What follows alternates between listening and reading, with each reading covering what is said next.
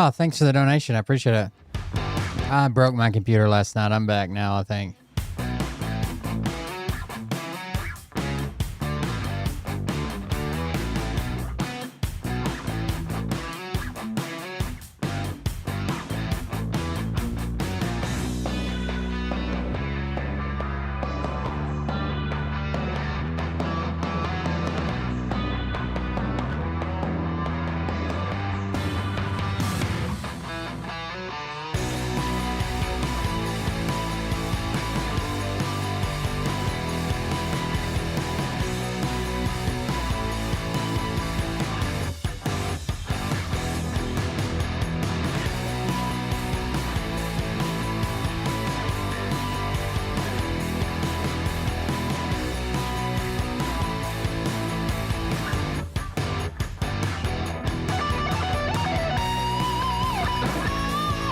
What's up, guys? What's happening? What's happening?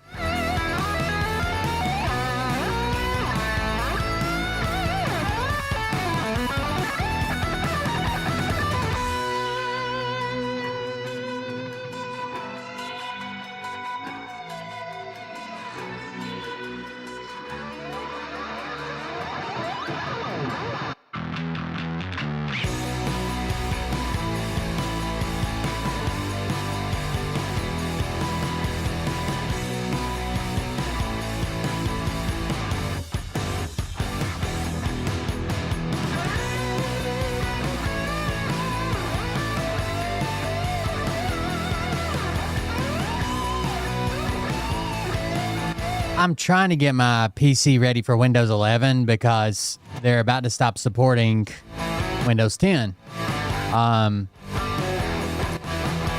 I've got some settings I got to change. Like where I built my own PC, I've got some settings in the BIOS to change. But when I change those, it fucks up other things. I don't know. Then I did all that. I had to revert back to one old setting just to get it to boot because I've still got issues. But I did all that and it uninstalled. It uninstalled one of the audio programs that I use to like separate my voice and the music and the stream and all that shit. So I couldn't stream last night. I was fixing it instead, or trying to. And then I got aggravated, went home, came back and fixed it today.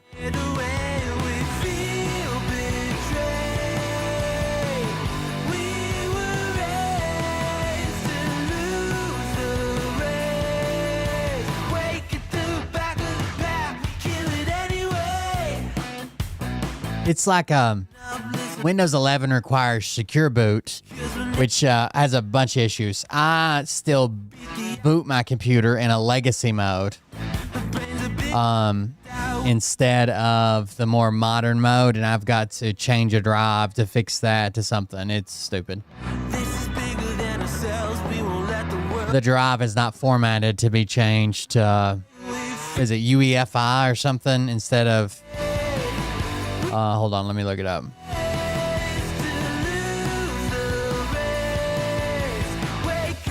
Yeah, UEFI versus CSM. I boot in CSM mode, but it's got to be in UEFI mode for Windows 11.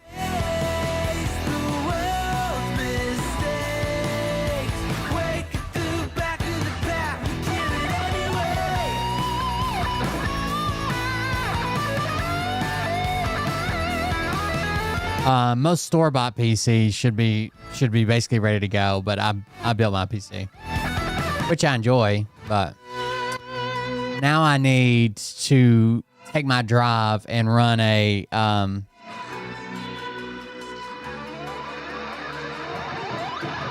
conversion tool on my boot drive to make it. Right now it's MBR2. And no, it's MBR, and I need to make it GPT. Whatever the fuck that means.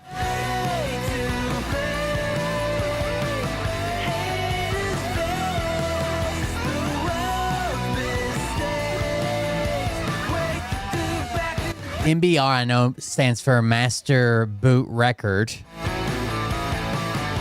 I don't know what GPT stands for. Partitioned something, partition something.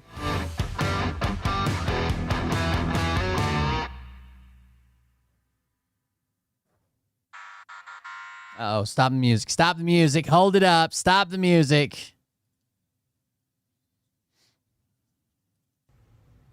Hey Daddies, it's me, the Linda Binda from TikTok. I wanted to make this video because I wanted to thank you for watching Cold Beer Confessionals with Will Bird.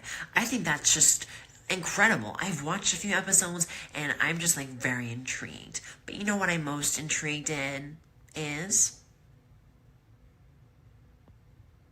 Big Daddy's meat stick. I heard that it's very thick, like a good old German sausage. You know, Linda and her coochie loves that. Oh, never mind. Let's not go there. Anyways, I hope you have a good show and enjoy it as you can. There's a lot of weird things that go on, especially when it comes from the realm of Linda Bindaland. So, enjoy the show. Thanks for watching. Peace out. Oh, welcome everybody. I am Will Bird, and this is a Cold Beer Confessional. Thank you for joining us. Thank you for being here. I appreciate it. We're here. We're doing the thing. I fucked up my computer last night and could not get. I used a program called Wavelink. It's made by a company, Elgato, that makes like the Stream Decks and all that shit, right? And somehow when trying to get my computer set up to be Windows 11 compatible, that messed up Wavelink and it wouldn't connect anything. So I didn't have any audio. I could hear everything, like my headphones still worked, but I couldn't put in my microphone. I couldn't put in the stream sound, like if we're watching a video, I couldn't put that sound in. I couldn't separate in those sounds, the music, the intros, everything was messed up. So I got tired of fucking with it. I don't know, about 12:30 or 1 a.m. I had already called the show, so I went home and came back and tried to work on it today. But I think it's fixed. I don't know. Hopefully it's fixed. I don't know. And this morning, Mariah murdered a deer. So here we are. New show. Back at it. Whatever. I did, just because I didn't do my show last night, we did get a little sneak peek of Bert's show. Would you guys enjoy watching some Bert today? It was pretty good. Some spicy portions. Bert is retarded, and that's where we stay. Yeah, that's how I can put it together for you. Something's wrong with this man. By the way, you remember when he told us all he was a black belt, right? A Judy Chapia or whatever. The man doesn't even know how to make a fist.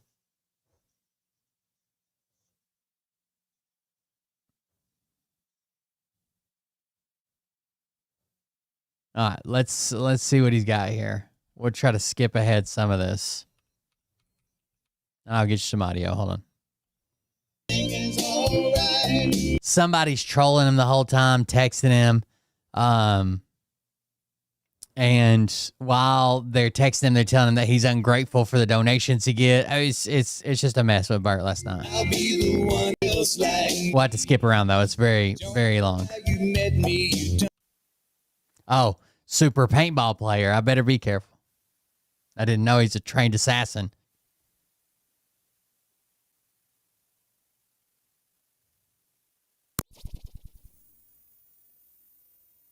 Hello, everybody, and welcome to the Bertland Show. I forgot to turn on the knobs. Oh, so little fellas down here. We could tell because all the static was missing until you turned it on. You see him down here? Yeah, I think they see you. He's sitting in my lap. Yeah. There. There, little buddy. I got a damn little fucking fruit gnat or something. I ate a bunch of apples. That's probably where it came from. Hello, everybody. Here's Shadow. I see somebody saying hello to him, so I figured I'd get him over here. They're all saying hi to you. You know that? They're all saying hi to the little boy. He's feeling better, you guys. There's nothing wrong with him. He's going to be fine. He was sleeping over there in one of his little spots, and I disturbed him, so I'm going to put you down and let you do your thing. There you go.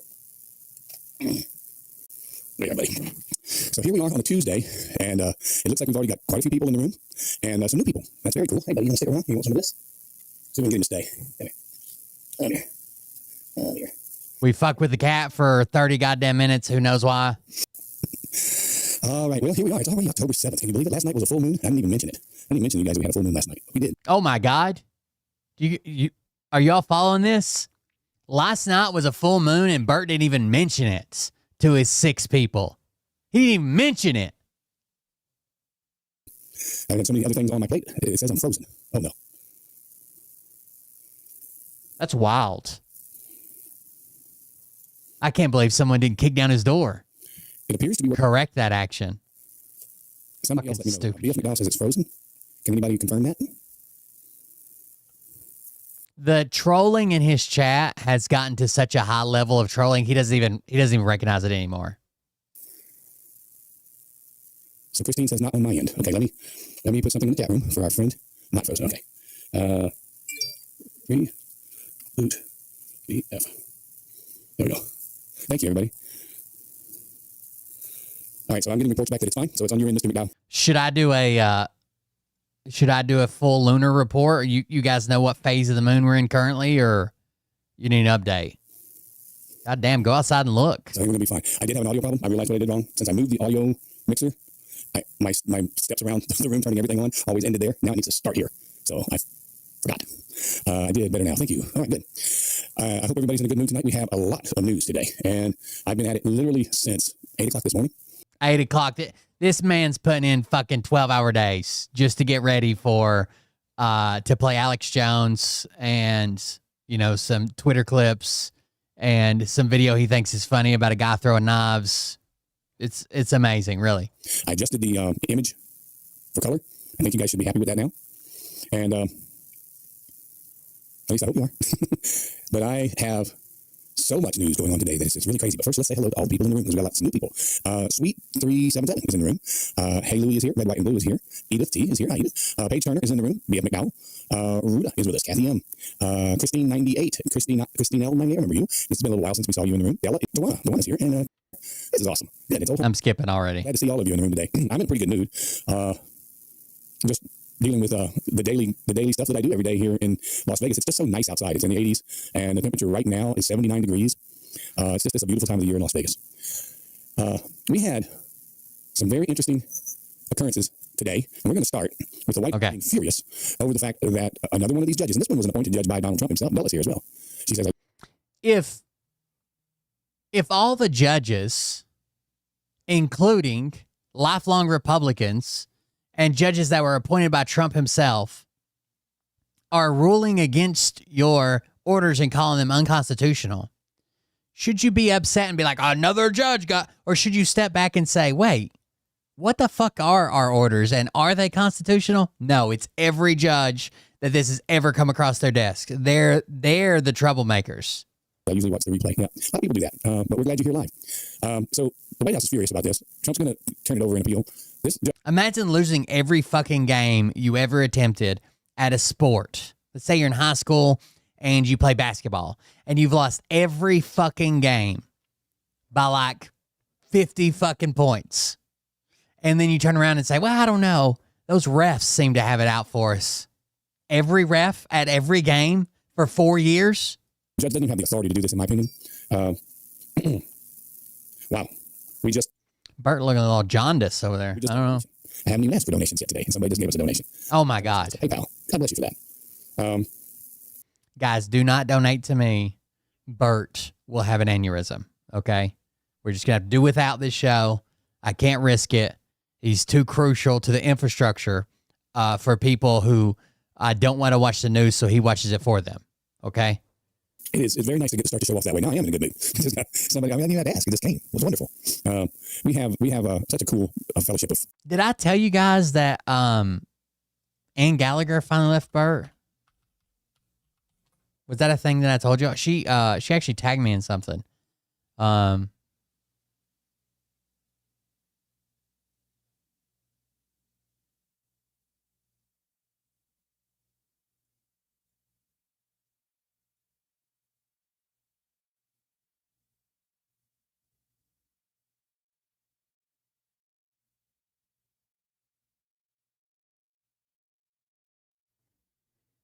Let me see if I can find it. You have to give me a second because it's going to be an old notification. It was like maybe up to like a month ago, and I get so many fucking notifications a day. So give me just a second.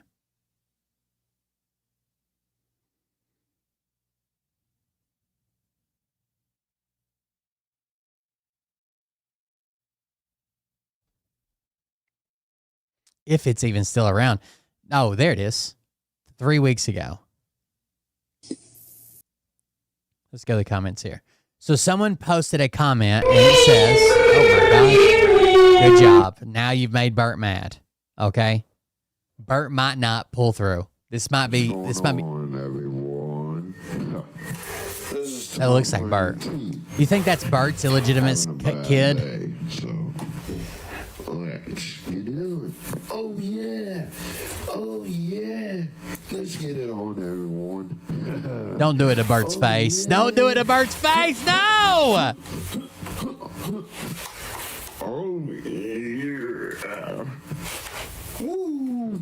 Let's get it on. Let's get it on. Oh yeah. Let's get it on. Let's get it on.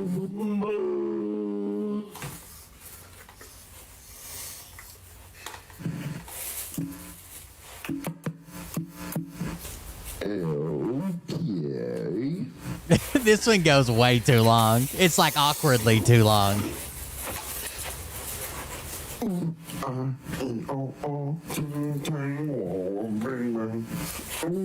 Gonna wall wall a big bang the back of Bert's throat.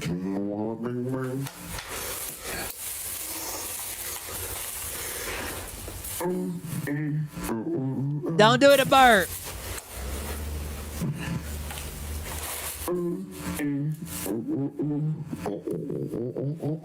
I think they're related. Dancing time. Dancing time. My sweet prince.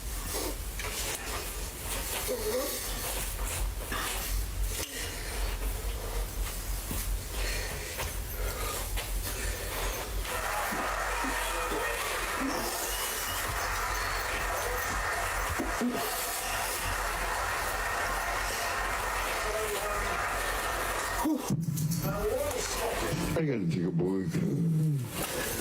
Okay, hope that works for you. Hope that works for you, Bert. I gotta take a break. Hope that works for you, Bo. All right, so here was the comment. It was a video clip, and I guess I should play the video clip. You guys should be able to hear this. I had a rough night last night. By the way, we had a couple of donations, and I want to thank those folks that sent them. We did not reach our goal, which means I got harassed all day long by the people who are in charge of this apartment complex.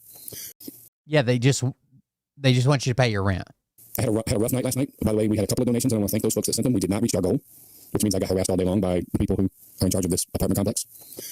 All right, so someone put, this is Bert Lynch Truth page, so last night Bert didn't hit his donation goal, and today he says the landlords harassed him. Nobody. That's called rent being due. Twitch, Rumble, YouTube, doesn't matter. The landlord doesn't care about your live stream cat cuddles fund. Okay? And Gallagher joins the chat and says he doesn't care what other people are going through personally or financially. He took 6 days off just to watch football. But he would tell you, I'm working every day to do a show. I wonder how many people can claim him for supporting him on their taxes. Bert is neurotic. If you spell his name Bert with a U, and he'll be ticked off. Notice how he slides with lies so easily.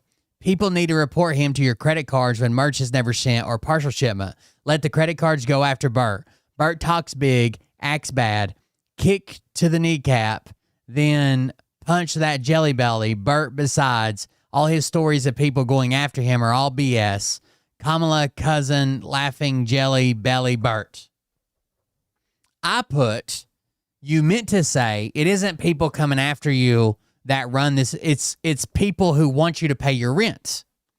I said, I put like an asterisk and put people who want you to pay your rent. Ann responds and says, I'm over here now. I'm the ex-Terminator among other names you called me. I didn't make up that name. That's what Bert calls you, but whatever.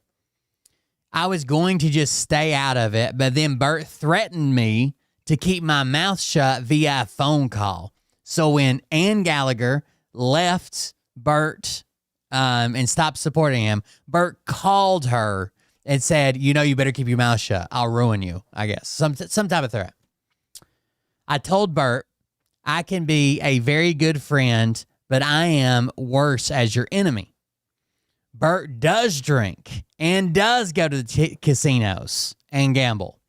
2 times he called me drunk as a skunk, begging for money. Bert doesn't like to be told no on anything. He doesn't have a lawyer. He's a windbag trying to act like a tough guy. I knew that. He always like, my lawyer told me to send this in to, I need to record, I need to screenshot this to send it. He doesn't have a fucking lawyer. My lawyer took it on contingency because we're going to make so much money off this. He's a windbag trying to act like a tough guy. He's tweaked his scam to a few new followers now. So she's saying, I don't give money to him. He's kind of changed his scam and he's got new people that give money to him, which has kind of been his MO, right? He has this sugar mama or whatever, and then suddenly he hates her. She wanted to sleep with him. It was about QAnon. She wanted to move in beside him, and now he's got this new sugar mama who he doesn't reveal her name because she's so secret, but she's paying my rent right now. Then as soon as this person, fuck her, we don't like her, she wanted to sleep with me, I'm celibate, she did this, and then we move on to the next one. I put Ann Gallagher. He drives everyone away. I knew I hadn't seen you around in a while in his chat. Glad you're away from him. You can't help someone who won't help themselves. Ann says, I agree, but he's good slithering around his friends list. If you just give one time, he hounds you. He doesn't know it, that I have joined the dreaded haters club. Last argument I had with him, he was still trying to get me to come back. Told him I wanted my merch I had ordered a month earlier or a refund. Bert admitted he couldn't pay the money, so GoDaddy shut it down. Told him then get Dana to send my refund. Dana doesn't give him money anymore, according to Bert. Then told me he is on the verge of losing everything, so I don't really have time or interest getting my order handled. Bert's lying about having money manager. All donations go into his checking. He can't spend it fast enough. Instead of dividing up for bills to be paid and get a balance of funds for the bill, first thing is Diet Coke and cat food. Bert isn't as smart as he portrays himself to be. Talk negative and he sees it or told about it, then he says the most ugly, nasty things, not allowed to disagree, not allowed to challenge. I had so many fights with him. He always apologized later, sometimes admitted he had been drinking. Bert is Christian as his microphone.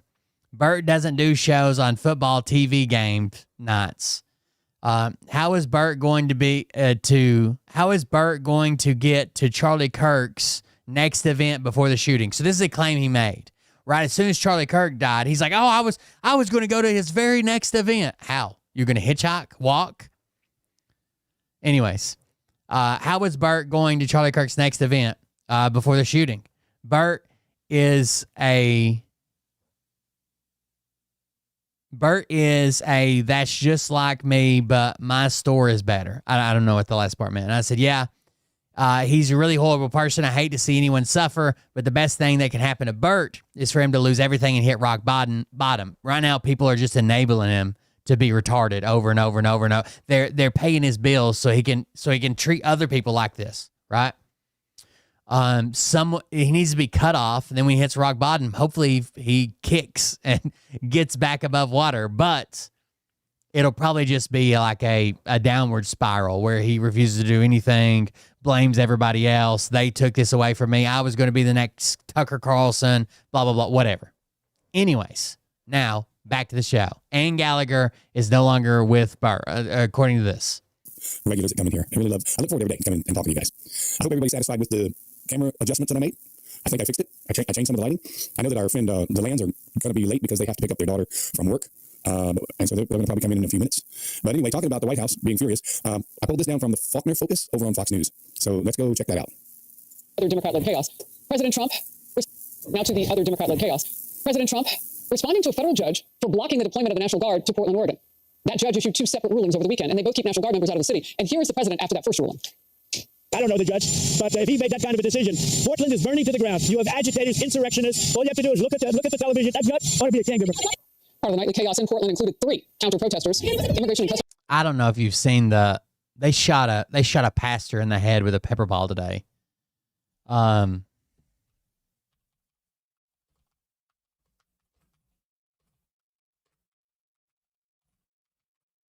I don't know if maybe they were aiming at someone else, but this is a really, really, really bad look for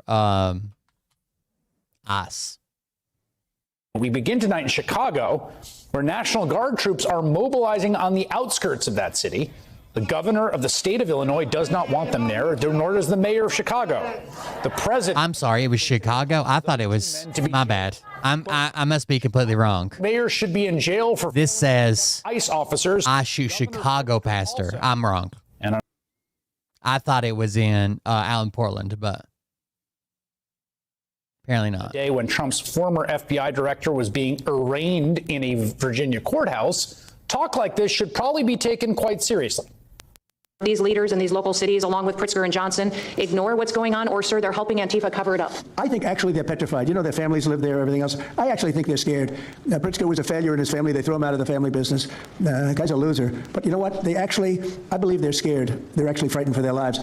For his part, Governor Pritzker does not appear to be petrified. This is a convicted felon. I mean, think about that. Who's threatening to jail me? I got to say, this guy's unhinged. He's insecure. He's a wannabe dictator. And there's one thing. There is some light at the end of the tunnel. That kind of posture from the governor is... I don't know why this won't pause suddenly. This is all happening just a week after the... There is some light at the end of the tunnel, potentially. Marjorie Taylor Greene, MTG, has now broke from the pack and saying, hey, listen, I understand. Like, I don't want to see, they're still doing this illegal aliens getting health care. I don't want to see illegal aliens getting health care either. But people in my district, their health coverage, the people I represent, their health coverage is going to double if we don't fix what the big, beautiful bill fucked up, right? So there is some light there potentially. President of the United States assembled the 800 highest-ranking commanders of the U.S. Armed Forces and told them to be prepared to fight the enemy within. We should use some of these dangerous cities as training grounds for our military, National Guard, but military, because we're going into Chicago very soon. That's a big city. It's the enemy from within, and we have to handle it before. Again, remember when we brought up this enemy from within, everybody's like, no, that's the deep state. That's this. That's these other people. He's talking about the Russians. He's talking about hackers. He's talking about... No. He's talking about people that disagree with him. He's talking about me and you. If you didn't vote for him, if you don't support everything he does, if you don't shut up when he says to shut up about the Epstein files, if you don't want him, ICE agents fucking beating the shit out of people that are U.S. citizens, you are the enemy within. Before it gets out of control. What we've been seeing in Chicago already from ICE and other federal agents sure does look like an extension of that project. It feels like an attempted federal occupation, with images like this shared by a reporter with the Chicago Tribune of a federal agent pointing a weapon out of a car window at a woman who was filming them. Last Friday, we saw folks... That's terrifying. For just recording with a phone? In a residential neighborhood, in the middle of the day, bright sunshine, get tear gassed. The chemical agent was used just a block away from an elementary school during a school day.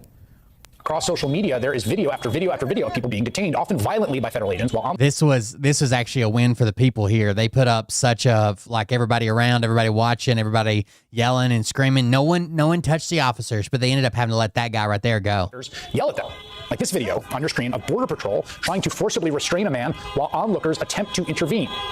In one instance, a Democratic congressional candidate. If you're not going to get mad about ICE agents repelling from fucking Blackhawks, dragging kids out of bed and zip tying them together in packs in their underwear.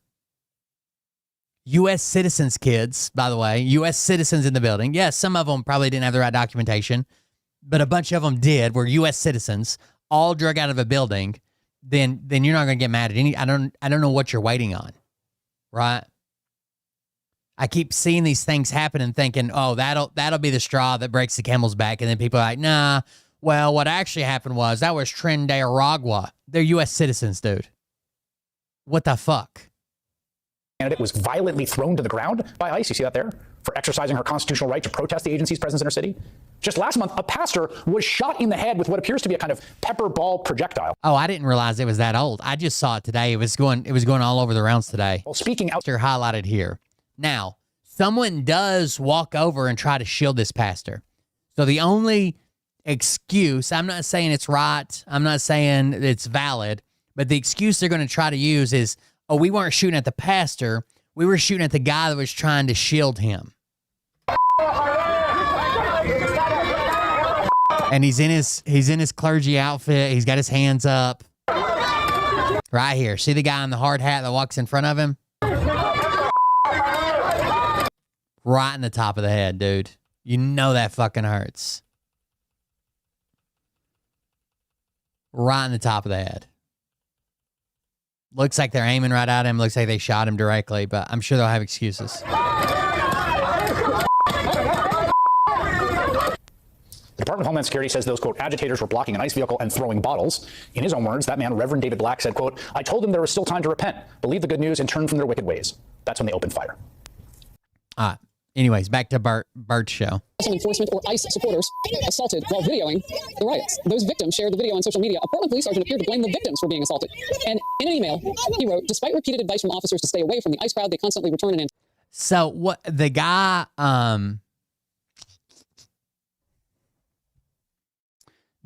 in the Charlie Kirk shirt, you guys know what I'm talking about? That keeps getting in fights. There are people that are like coming to defend him, right? That are saying, oh, well, he's just there trying to be innocent and he keeps getting arrested. Yeah, he keeps getting in fights, bro. Like, I don't know what to say. They didn't arrest the other guy. Maybe the other guy ran away faster. He looks a lot smaller. Maybe he's quicker. The guy's name is like fucking Billy Bob or some shit. Let me see. What's his name?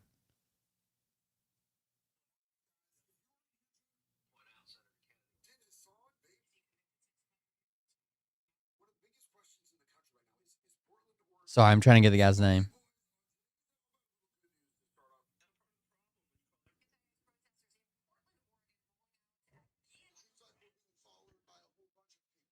I saw that fucking JD Delay or whatever, the criminal guy. He was like trying to shout this guy out and talk about how awesome he was for standing up, and the guy gets in fights every fucking time he's there. What do you think he's standing up for? I'll find his name. Just keep watching. Antagonize the protesters until they are assaulted or pepper sprayed. They refuse or are reluctant to walk away from the confrontations, even when police are in the area trying to meet with them.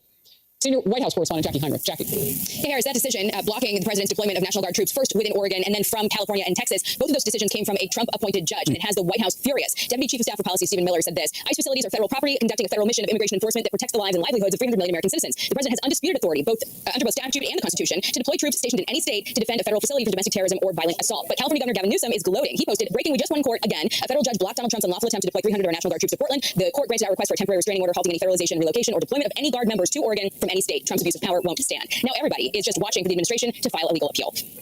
We do expect. No, it's not Nick Sorter. It's the other big fat guy. The federal government to attempt to appeal this ruling, and we will continue to keep you updated as this progresses. Again, you have amazing people at the Department of Justice who will work all hours of the week, the weekend, to protect Oregon's values. Oregon's We're values. going to hear live about this at today's White House press briefing. President teeing off on this ruling on the South Lawn yesterday. Listen here. Portland is burning to the ground. It's insurrectionists all over the place. It's Antifa, and yet the politicians who are petrified. Look, the politicians are afraid for their lives. That's the only. By the way, that TikTok has taken away the ability of people to tag fucking to tag Portland, Oregon on TikTok. Even if you're in Portland, Oregon, you can't tag it. It's very weird. Reason that they say like there's nothing happening.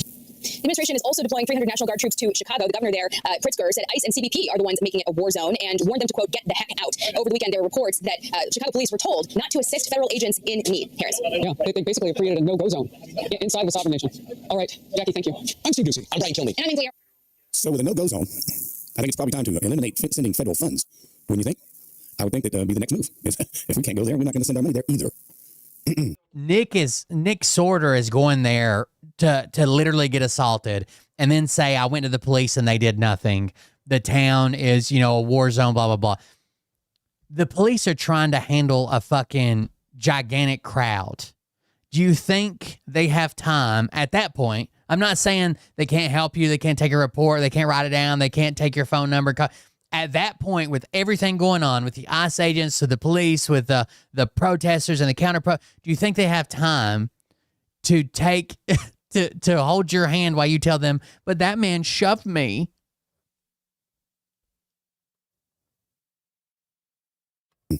Yeah, they ran his ass out of town too. I've been telling everybody that, like, he tries to play the middle like Tim Pool. He's not the middle. Let's pick it up with Carolyn Levitt. And with more on this same topic. This is infuriating. But it's, again, like I've been telling you guys, the Democrats do everything they can to slow it down. They know it's inevitable, but they're going to try to slow it down. What's some Sweet 377 has said something here. I just sent Bert a nice, oh, look there. Let me get the right mouse so I can get this stuff out of the way so I can read it. I just sent Bert a nice donation, and I challenge each one of you to do the same. There's a lot of people that watch this show, and I know that a lot of you cannot be sending donations. But she's challenging the ones who can to do that. That's very nice of you, and thank you, Sweet. That was you. Okay, well, now I know who it was. Because that's the only donation I got. And yes, it was. She's challenging the ones who can. There's a lot of people that watch this show, and I know that a lot of you cannot be sending donations. But she's challenging. Nick Sorter assaulted a woman. Like, a woman was yelling, and she was kind of up in his face. He shoved her. The ones who can to do that. That's very people that they know it's inevitable, but they're going to try to. Who was this? What's some Sweet 377 has said something here. I just sent Bert a nice, oh, look there. Let me get the right mouse so I can get this stuff out of the way so I can read it. I just sent Bert a nice donation, and I challenge each one of you to do the same. There's a lot of people that watch this show, and I know that a lot of you cannot be sending donations. But she's challenging the ones who can to do that. That's very nice of you, and thank you, Sweet. That was you. Okay, well, now I know who it was. Because that's the only donation I got, and yes, it was nice. Thank you very much. A few more like that, and we get the rent paid, and we get the internet taken care of, and we're still in business. It doesn't take much to keep this show in business, but it does take some. It does. So thank you for that. I didn't even ask for a donation today, and it already came. Sweet. That's very sweet of you. I guess that's a girl. Sweet. That's very sweet of you. I guess I still need to say it was kind of sweet. Girl. Caroline Levitt, let him have it today in the style that only she can do. This girl is really slick. She sure is a big difference from Binder. Remember Binder? She's so slick. Remember the idiot that come up there with all the facts? Remember when she come up there with, like, the actual data? So she didn't have to lie through her teeth? What an idiot. Thank you for being here. On that most recent topic that you mentioned, reportedly Portland police have not been able to engage protesters to the degree that they normally would. Does the president plan on handling this from that angle as well with state leaders? Yes. From our understanding, the law enforcement that we have here in the Homeland Security Task Force, I spoke with them this morning, and what they're saying is that, unfortunately, local police has been restricted from responding or cooperating at all with federal authorities, which is completely absurd. We have surged federal law enforcement personnel to this city to restore law and order and to work alongside local law enforcement, and we've seen the benefits of this. By the way, the reason the judge ruled that basically nothing was going on in Portland was there's not any more calls for service or arrest, interactions with the police than there is on a regular fucking weeknight in Portland. In Washington, D.C., and all of you live here, so you can agree, Washington, D.C. is and feels much safer because of the cooperation between federal and local law enforcement. They can and must be working together, and we think it's despicable that these local elected officials who swear an oath to protect their people are preventing law enforcement from doing their jobs on the ground. So that's why the president has directed his team here at the White House, and they're already on it to look into how we can cut funds. And the president wants to work with anyone. If the mayor of Portland were to call him right now and say, Mr. President, please help us, I am sure the president would be willing to do that. He is genuinely serious about wanting to restore order in America's cities. But it's become apparent that the local and elected officials in Oregon do not feel the same. And that's very unfortunate for the people who live there. She's really something. We're experiencing an administration that has professionals doing the job. Tommy Boy. The guy's name is Tommy Boy. Let me send you this so I can show you. JD, I basically worshiping this guy. Because they're Go ahead, Bert. Not because DEI put them at that podium. She's just slick. I mean, she's just as good as they get. Very impressive. We got more from Sweet 377. Let me see here. Let me read this. Oh, that's nice. Let me see. She's writing novels here. I just sent her a nice one. Okay, we talked about that. Some donation. What did I say? Billy Bob or something? Tommy Boy. Here is JD Delay. I don't have nothing for this motherfucker anymore. I used to like some of his, like, prison stories and stuff. I always knew he was, like, way over the top and probably leaned right wing, but now it's just full mask off. Won't let me show it to you. This man has been arrested twice for defending him. By the way, What guy goes to jail for assaults, and then immediately when they're released, goes right back to that place again and gets in another fucking fight? Is that what we're praising here? This man has been arrested twice for defending himself from Antifa in Portland at the ICE detention center. The other night he was down there, a man blatantly came and attacked him. I have the whole thing on video, but it won't let me show it to you because he straight lays this dude down for a cement. Convenient. Like, no effort put in, just leaves the dude snoring on the ground. And the police came in and arrested him, but not the Antifa dude who literally started the thing and attacked him. Tommy got out of jail the next morning and was literally back at the ICE detention center within a few hours. Within a few hours of getting out of jail for assaults, he went right back to the same place and assaulted someone else. Amazing. Going down there to protect Katie Davis Court and Honey Badger Mom because both of them have been assaulted by Antifa while doing independent journalism because they don't want anybody documenting what. Oh, he's a white knight. He's just down there protecting Honey Badger Mom because she's an independent journalist. They're doing down there. Last night things got a little bit hectic, and Nick Santor, the independent journalist who was assaulted and then arrested by the Portland PD for trying to defend himself, got assaulted again. And a dude came at Tommy Boy with a can full of bear mace and tried to bear mace him in the face. And Tommy Boy, while still holding his camera in one hand, put the dude down for a nap for 6 or 7 minutes with the other hand. Again.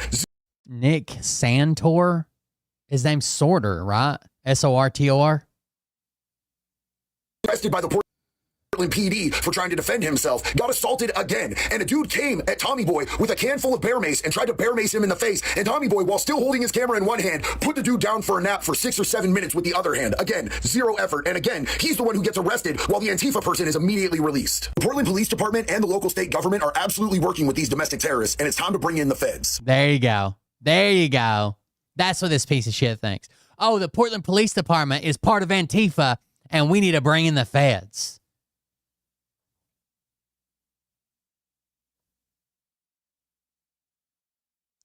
What a fucking MAGA goddamn cuck.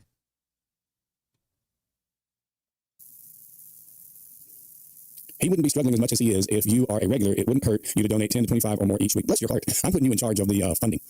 I know that each could donate 10 to 25 each week if you're a regular viewer, guys. I did it, and I'm totally real, a real person in the real chat. One of us probably blew more than that this week. It's at least each of us can be held out. That's sweet of you. Thank you for that. There's Nisi. Hi, Nisi. How are you? Kimber 711 just came in the room as well. What we got going on here? Oh, we about to get the text. That was somebody telling me that the sound is working. We got that part. Thank you. Elevate your space with a handcrafted, eco-friendly masterpiece. Mark your travels. So I'm just completely impressed with Caroline Levitt. I know that you guys are too.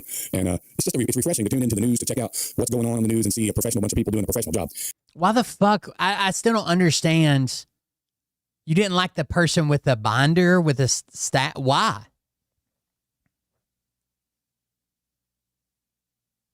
You guys remember how dumb that person with all the proof looked? And then the left is just melting down because they can't compete. They can't compete in this. This is right here. This is unbelievable. It's actually footage of the police helping the Antifa, giving them advice. Check this out. It's crazy. It's just crazy. I wish I could make it bigger for you. But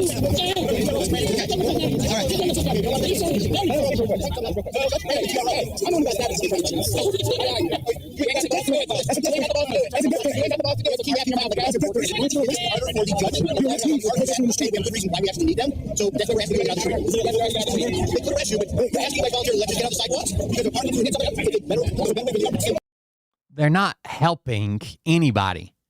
They're doing what cops should do. They're like, this is the judge's orders. We're not arresting anybody right now. We're asking that you get off the streets and stay on the sidewalks because it helps with A, B, and C. You can hear some counter protesters in there. You guys should be able to work with ICE. You should be able to work with ICE. You guys should work with ICE. We need the feds here. We need them. We need them. Giving advice to Antifa. Goddamn, Bert's dumb.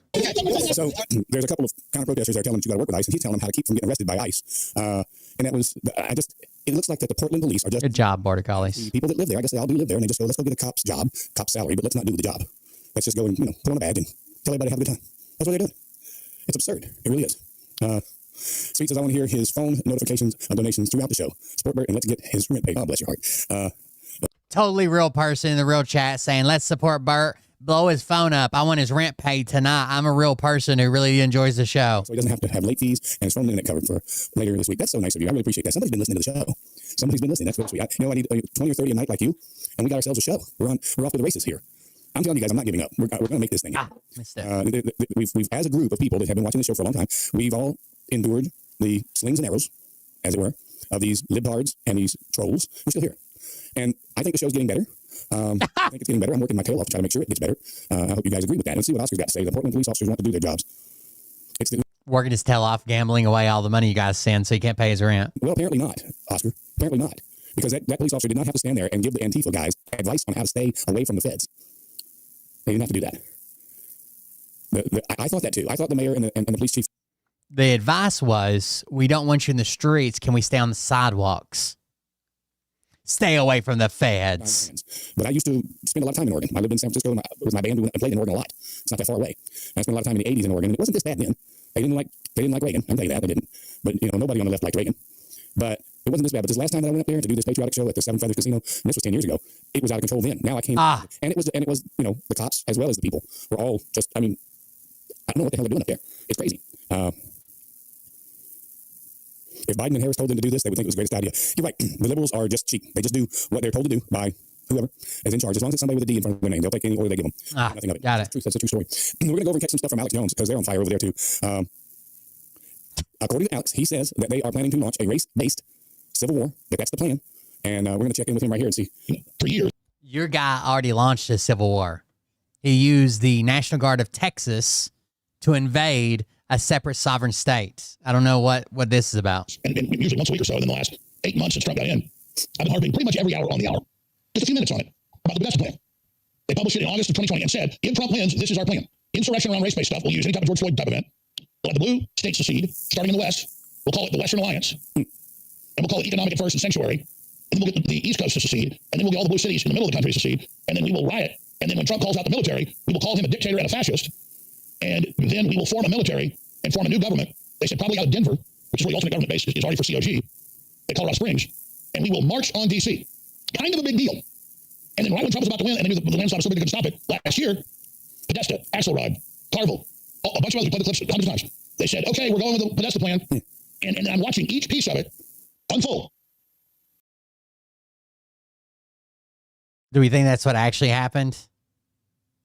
Did you see the headlines? It was bipartisan group predicts violence if Trump loses election and refuses to leave the White House. How to avert a post-election nightmare.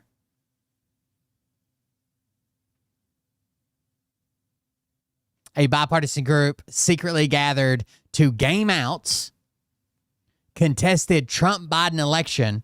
It wasn't pretty. Everybody was worried about Trump leaving the White House if he lost, when he lost. Okay, we're going with the Podesta plan. And I'm watching each piece of it unfold. The talking point on MSNBC, CNN, ABC News, everywhere. In fact, it wasn't even politically biased. In one of the strategy meetings they had, they said, well, what if Joe Biden loses and refuses to concede the election? Let's say he wins the popular vote by a lot, doesn't win the electoral vote. How would we strategize this? What are we going to do? What's in place? Because no one's tested our democracy the way fucking Trump did.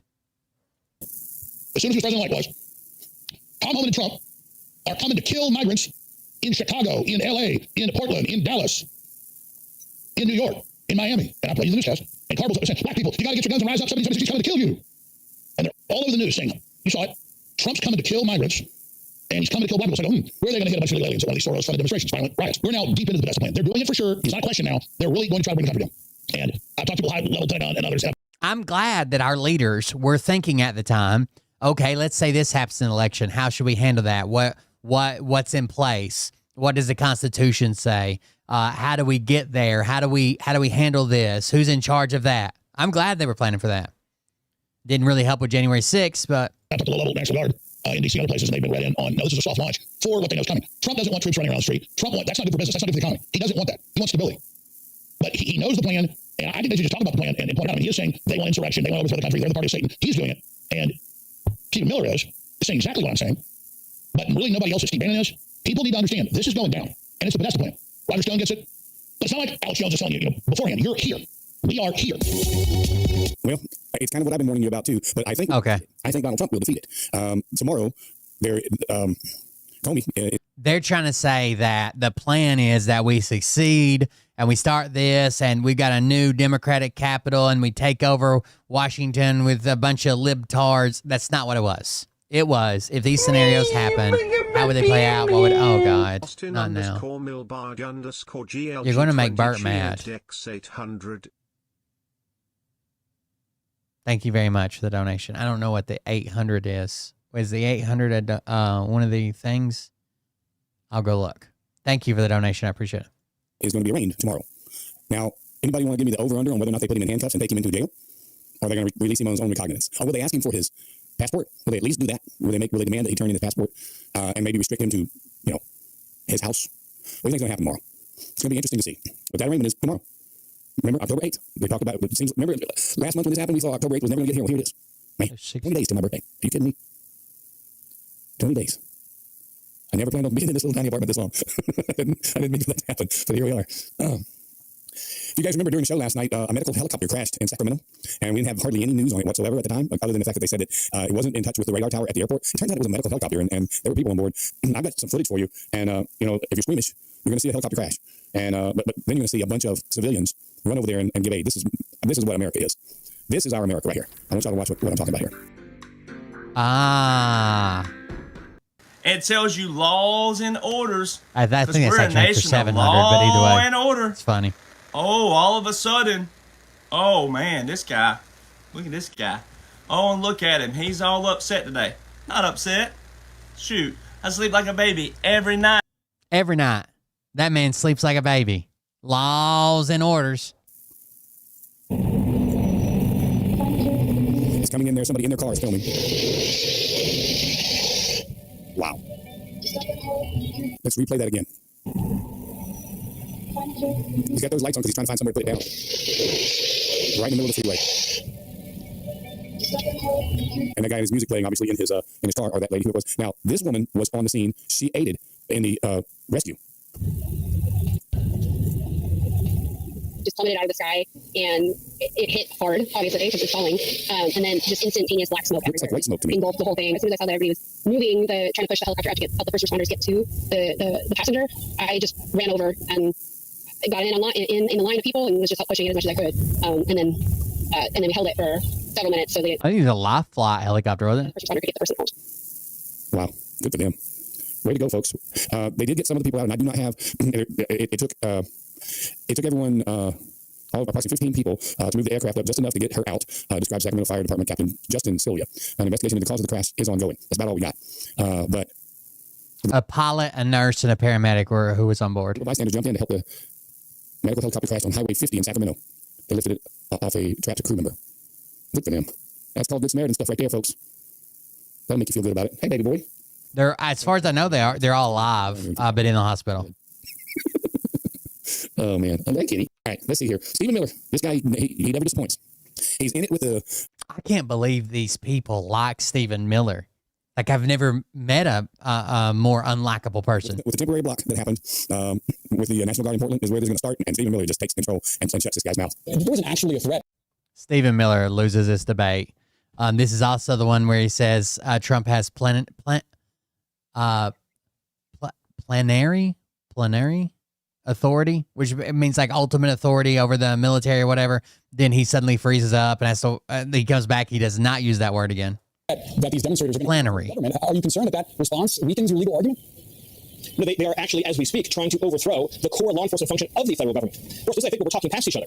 When ICE officers have to street battle against Antifa, hand-to-hand combat every night to come and go from their building, when they try to exit in a vehicle, when they're swarmed and surrounded and they try to tip the vehicle over, when people bring weapons to an ICE facility to try to engage in direct violent assault against ICE officers, what is the purpose? It is to prevent Immigration and Customs Enforcement from carrying out the mission the American people elected them to do. Their objective is to make it impossible for ICE to carry out ICE enforcement. When in our history have we tolerated unlawful riotous assemblies night after night around FBI buildings or ATF buildings or DEA buildings? This is the or the Capitol while they're counting the votes.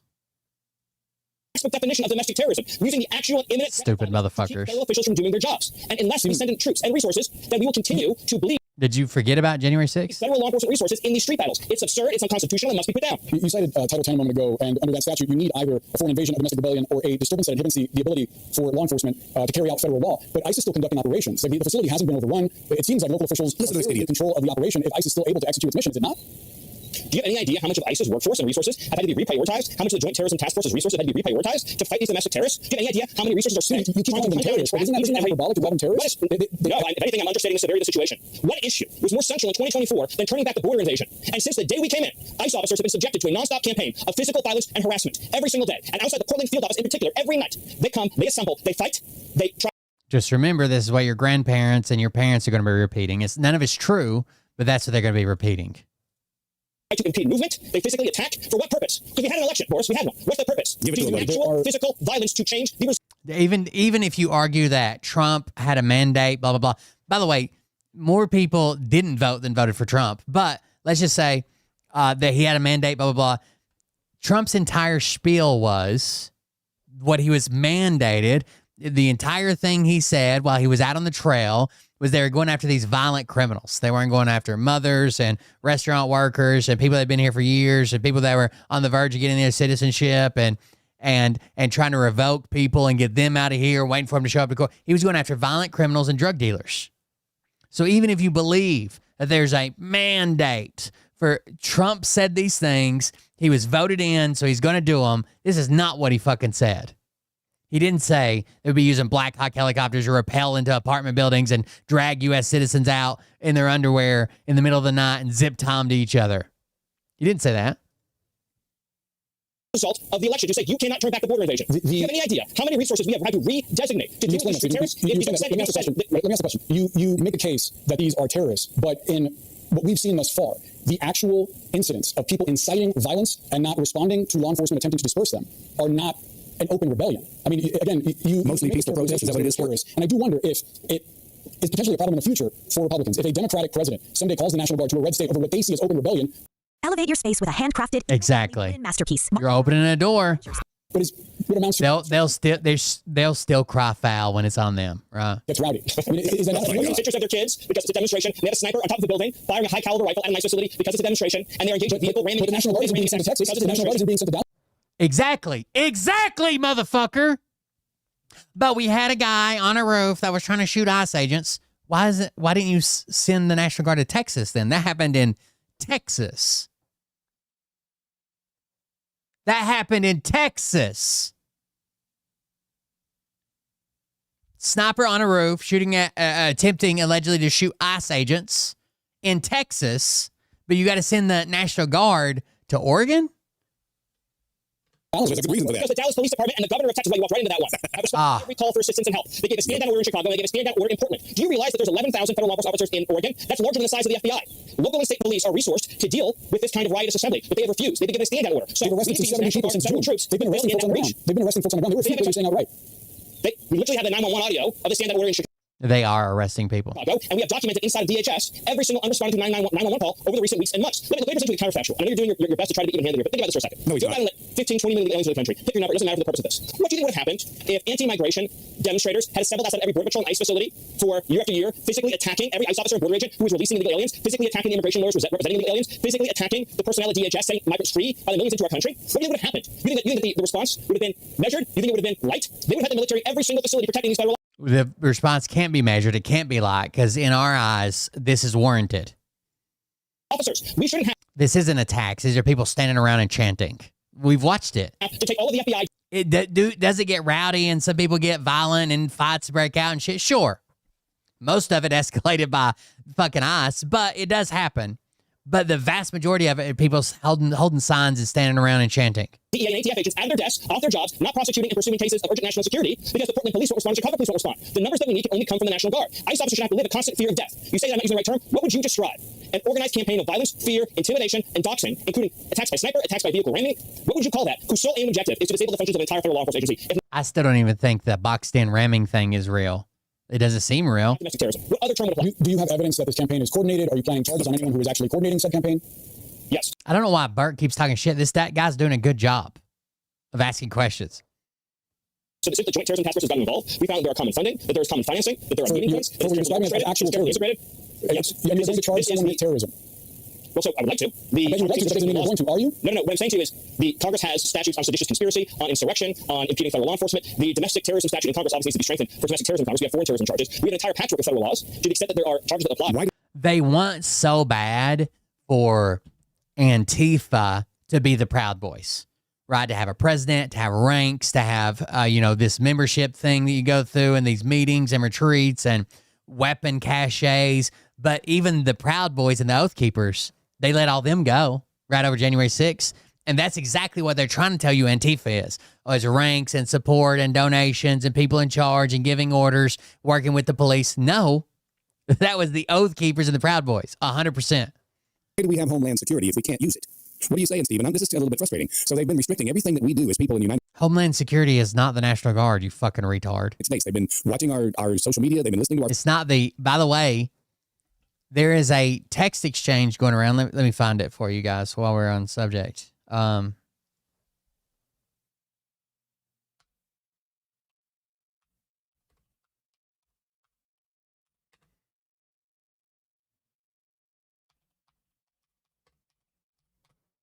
These idiots keep opening their phone in front of journalists.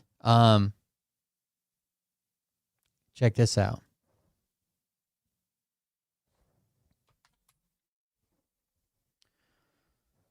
All right, so let this sink in. Somehow it is arguably the second most egregious part of this new reporting that high-level officials in the Trump administration still appear to be sharing sensitive information in cavalier fashion on the messaging app called Signal. But just wait until you hear what they were saying and messaging on Signal. The back and forth in question between Anthony Salisbury, who is a deputy to Stephen Miller, and Patrick Weaver, who is an advisor to Pete Hegseth, happened in a crowded space, so crowded and so public, in fact, that someone was able to take pictures of their conversation and catch their exchange, and then share them with a reporter at the Minnesota Star Tribune so we could all see them. Contained therein, among dozens of messages, a discussion about the deployment of the Army's vaunted 82nd Airborne and Elite Infantry Division. Not just National Guard. This is another escalation. I know they'll pretend like it's not. This is another escalation. Not just National Guard now. Not just the National Guard from a different state, because the governor, who's solely in charge of the National Guard. By the way, typically, for one National Guard unit to go from like Texas to Tennessee, both governors have to agree on it. Not in this case. This is just an invasion by the Texas National Guard. But another escalation on top of that is regular Army, the 82nd fucking Airborne. In these text messages, they're like, why don't you just send in the 82nd? And they're like, Pete Hegseth doesn't want to do that unless Trump makes the call in case there's any blowback. Deployment not to a faraway combat zone, but to the streets of, wait for it, Portland, to crack down on protests there. Hegseth would eventually send 200 National Guard troops to Portland, but the messages illustrate the lengths that the administration is apparently willing to go in its ongoing takeover of American cities. Amy and Melissa are still here. Amy, I know there's no bottom, and I know it's foolish. Just look for... I want to see it. Hold on. 82nd Airborne, just give us a little bit of your reaction to the story and the history of the 82nd Airborne. Yeah, well, the 82nd Airborne is one of the most elite units that our country has, and these are the best trained soldiers.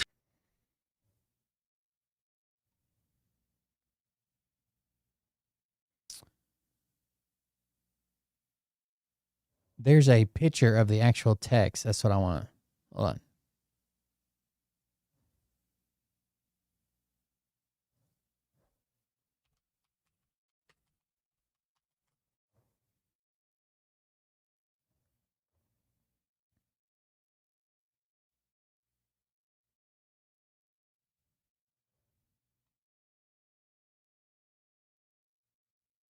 You're going to have to watch Bart for a second. Phone calls for what? If we don't have a domestic terrorism charge that we can put on these people that are attacking federal law enforcement officers, that should be all it takes. And you are intimidating a federal law enforcement officer, standing up to him, cussing at him, verbal abuse, all of those things. If you're in law enforcement, and folks, I'm not a cop, but I have played a cop on TV, and I've played a cop in the movies, and I had to be around cops all the time. I know how they think. When my bar in Savannah, Georgia was a cop bar. What? I'm not a cop, but I know exactly how they think. One of my investors in my club, he invested a little bit of money, $10,000. All his cop buddies were in my bar when they were off duty. That was the safest place in town you could be. Okay, I know how they think. I know how they work. I've played them on TV and in the movies. A cop has to worry about being attacked from all sides when there's a... All right, let me read this very quickly. The texts are sent by Anthony Salisbury, a deputy White House policy advisor, Stephen Miller, who communicated over Signal while traveling in Minnesota and in clear view of others, and were received by Patrick Weaver, a senior advisor to Secretary of Defense Pete Hegseth, according to the Star Tribune's report. A source, the newspaper continued, was troubled by seeing the sensitive military planning discussed so openly, and so this person contacted the Star Tribune. If this reporting is correct, it's a story with multiple dimensions. It's notable, for example, that The Guardian reported last week that Miller, the president's deputy chief of staff, has played a leading role in making decisions related to military resources, and the Star Tribune's article lends additional credence to those concerns. What's more, despite the severity of the Signalgate controversy from the spring, it appears the White House learned very little from the fiasco as members continue to have casual online conversations about sensitive security matters. But most importantly of all is that the top administration officials appear to be discussing the deployment of an elite infantry division for use on American soil in a city in which there is no actual crisis. A judge issued a temporary restraining order Sunday night to prevent the Trump administration from sending even federalized National Guard to Oregon. Evidently, Hegseth expressed some reluctance about this. And according to the text from his aide, the Pentagon chief wanted Trump to expressly tell him to send troops into the American city. From the Star Tribune report, it says, between you and I think Pete just wants top cover from the boss if anything goes sideways with the troops there. Weaver wrote, he acknowledged the potential political ramification of deploying Army troops to U.S. City. Hegseth preferred to send the National Guard, he wrote. So Hegseth preferred to send the National Guard, but if Trump said send the 82nd, he'll do it in a heartbeat. As long as he's got that cover from Trump. Considered sending to quell protests that President Donald Trump has characterized as lawless mayhem. Shit's fucking insane, dude. 82nd Airborne. That's where we're at now. And even a judge there is like, well, none of this is really going on, though. A violent encounter. When there's any type of ruckus around them, they have to have their head on a swivel. That's why there's always two of them. That's why they run in packs so that one can watch the other's back. These federal law enforcement officers should be putting these people in handcuffs. You run up against the cop and start screaming at them, you grab them, you turn around, you put them in handcuffs, you haul their asses out of there. That's what they should. Nope, you're allowed to scream at a cop. Again, you're not a cop. You don't know what you're talking about, but you know how cops think. You're allowed to scream at a cop. Be doing this stuff. Enforcement officers should head on a swivel. That's why there's always act from all sides when there's a violent encounter. When there's any type of ruckus around them, they have to have their head on a swivel. That's why there's always two of them. That's why they run in packs so that one can watch the other's back. These federal law enforcement officers should be putting these people in handcuffs. You run up against the cop and start screaming at them, you grab them, you turn around, you put them in handcuffs, you haul their asses out of there. Nope, run up to a cop and scream at them. That's called the First Amendment. That's what they should be doing. This stuff would stop. This stuff would stop if we were doing that. And at some point, I think Pam Bondi, Donald Trump, somebody is going to make that happen. One Oscar says, I've lived in Oregon my whole life. I live just outside of Portland, and I did a 28-year career working with law enforcement, not in Portland, but I know how they work. Okay, so we both do. And he says it's 10% ass kissers and 90% solid. Well, I guess the solid ones are not willing to go up against their bosses. And I guess that's true, understandable. They got their careers. And, just like, you can't go tell your boss, I'm arresting that guy. No, you're not. Yes, I am arresting him. I get it. But, Huey, or Hey Louie, says lots of videos about ICE chasing and arresting illegals. I know they are, but it's not enough. It's not happening quick enough. We're not doing it fast enough. Not enough. It needs to happen. It's not happening. I know it is, but it's not enough. In mass. That's what the National Guard is going to do. When Trump sends the National Guard, I think it's going to be an overwhelming show of force. Bert is a bitch. You are correct. And you guys remember during COVID when we wanted to protest and they put ropes around us and said you have to stand in this roped off area because of COVID? You guys remember that? Remember when they made you stand on little dots if you wanted to stand in a crowd? But then they let all of the protesters just swarm the streets. I remember like it was yesterday because it's what made me go wholehearted into this whole podcasting thing. I'm hearing noise outside, sorry. But it's crazy. There's not enough enforcement going on. And that's the part that's frustrating me. We want to see arrests. Well, because you're allowed to yell. Because you're allowed to protest. Because you're allowed to chant. I don't with just these idiots in these riots, but we want to see the deep state people that we've already exposed. We exposed today that 8 senators' phones were all tapped during the January 6th. They know who tapped those phones. Go put handcuffs on them. What are we waiting for? All right, let's see where else we're at here. Potty mouth. It's time for potty mouth. This is just another example of why we're so lucky she didn't win. I'm going to show you guys. I'm just going to take you right over here to the InfoWars page. And this is Kamala Harris. Bert, you say worse shit than this all the time. She said those motherfuckers are crazy. Potty mouth. Potty mouth. Kamala. And this is her comments. Now, folks, it's language. And, we've agreed here that we're all adults. But this is Kamala Harris. Wait, no. Current administration. No, we're not all adults. This is potty mouth. You want to know why people are out in the streets? This is why. This is why people are in the streets, because these low IQ, impressionable idiots, and that's what they are, take this as marching orders. Because there's so much about this moment that is trying to make people feel like they've lost their mind, when in fact, these motherfuckers are crazy. Former Vice President of the United States saying that about... Oh, my God. Oh, my God. About Donald Trump's administration. About who? No, she said these motherfuckers. Former Vice President of the United States saying that about Donald Trump's administration. Now, do we want to see what Trump says about everybody else? All she said is that there's so much going on that makes you feel like you've kind of lost your mind, but in reality, these motherfuckers are crazy. What they're doing is crazy. And you standing back looking at it like, oh, we're going to deploy the 82nd Airborne to Portland, Oregon for some people holding some signs and yelling. It makes you question whether you're sane or not. But it's not us, clearly. I'll go back to that shot, or back to that. There she is. Now listen to this. And here's the other thing that is quite unprecedented. And it was the tightest, closest presidential election in the 21st century. It is not a mandate. It is not a mandate. It is not a mandate. We're cheering for losing. Okay, let's dissect what she just said. In the 21st century, it's the closest race in the 21st century. That means in the last 25 years. What races do we know that were closer than that? I think it was 2004. Bush versus Gore. Bush won that entire race by under 1,000 people. Make it up. She made that up. Somebody told her that. She believes it. And so she's running around saying it. Hillary Clinton, how come you're not pissed about that? How come you're not saying, wait a minute? You know, I wouldn't want a lot closer race than you did. The steal was in for Hillary Clinton, and they didn't expect us to come out and vote for Donald Trump the way we did. That's just all there was to it. But somebody told this idiot. They couldn't figure it out. In the 21st century, in the last 25 years. I don't know, folks. Stupid people be doing stupid. Multiple analysis concluded that 2024 presidential election was one of the closest in U.S. history, but the 2000 between George Bush and Al Gore was the tightest in the 21st century.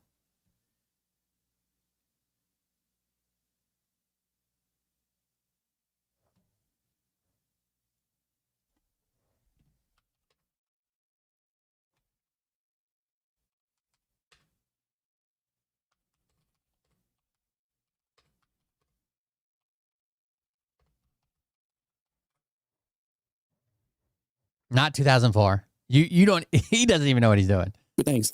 I want to point out my website to you guys. I want to thank the young lady who sent us in. To be fair, wait a second. Wait a second.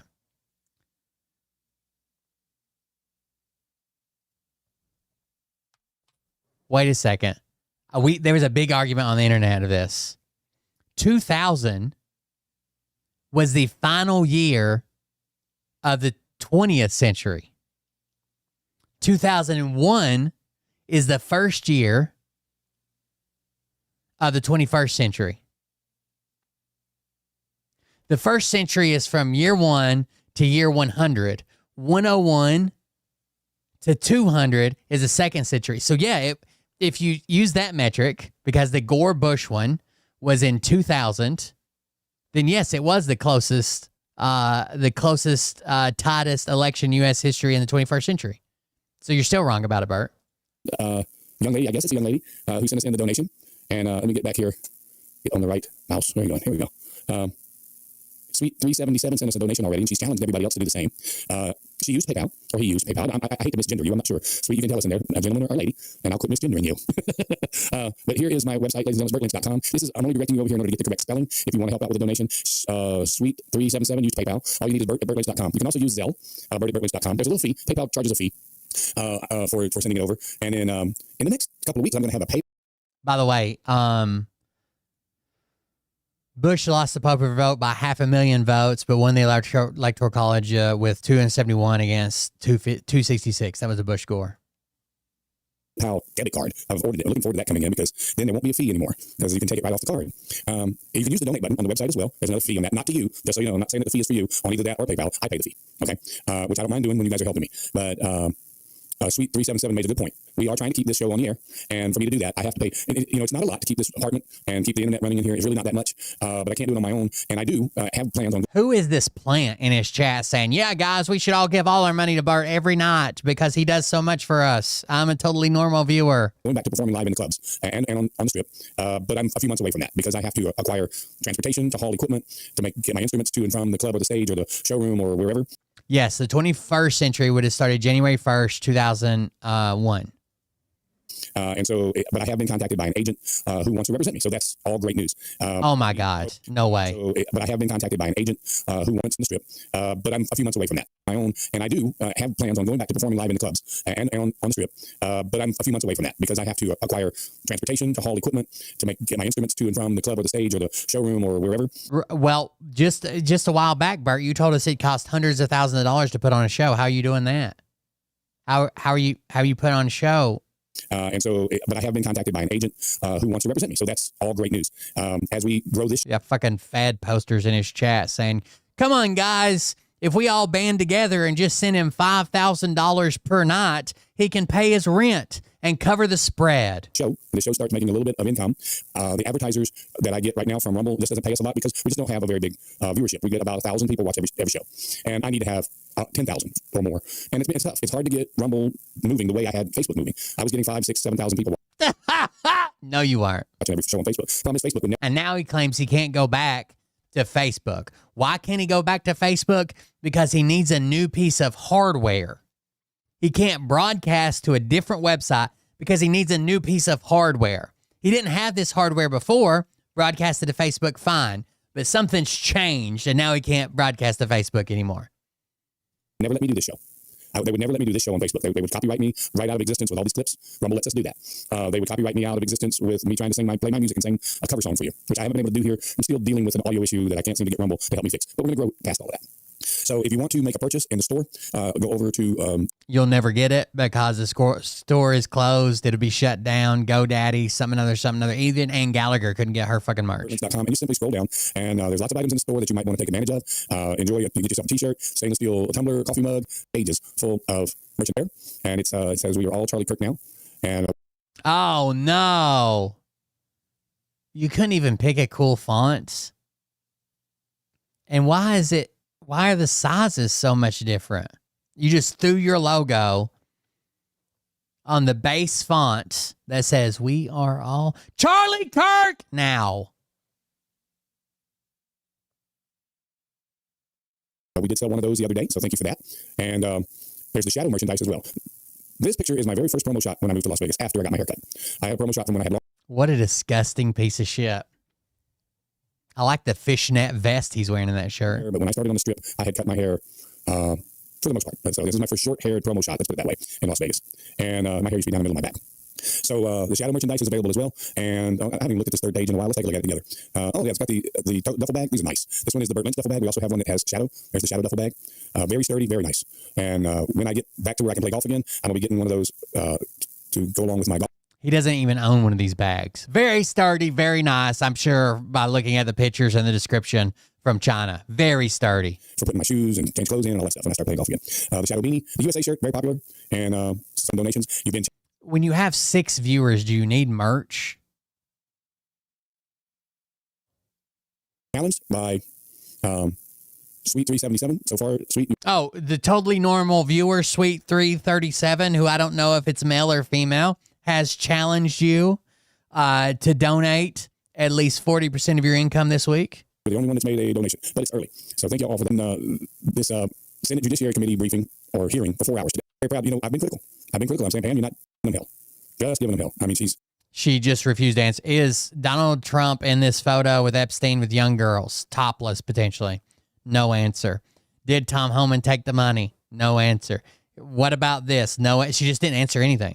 She made me very proud. I'm so proud of her. I'm saying, Pam, you're not getting enough. Maybe she needs a binder. But today Inflation is destroying your savings, but gold and silver have protected wealth for thousands of years. I want to get to this troll. If I can get it to play. There it goes. In charging decisions and prohibit the White House from intervening, President Trump and any other president from intervening in charging decisions, it would make reforms to the grand jury process. You just said this grand jury was liberal. We should reform the grand jury process to ensure that the government is not abusing its power and authority and will require transparency and accountability. She was making the point that the grand jury came back with a chargeable finding, even though they were a liberal grand jury, because it was a Washington, D.C. grand jury or a New York grand jury, one or the other.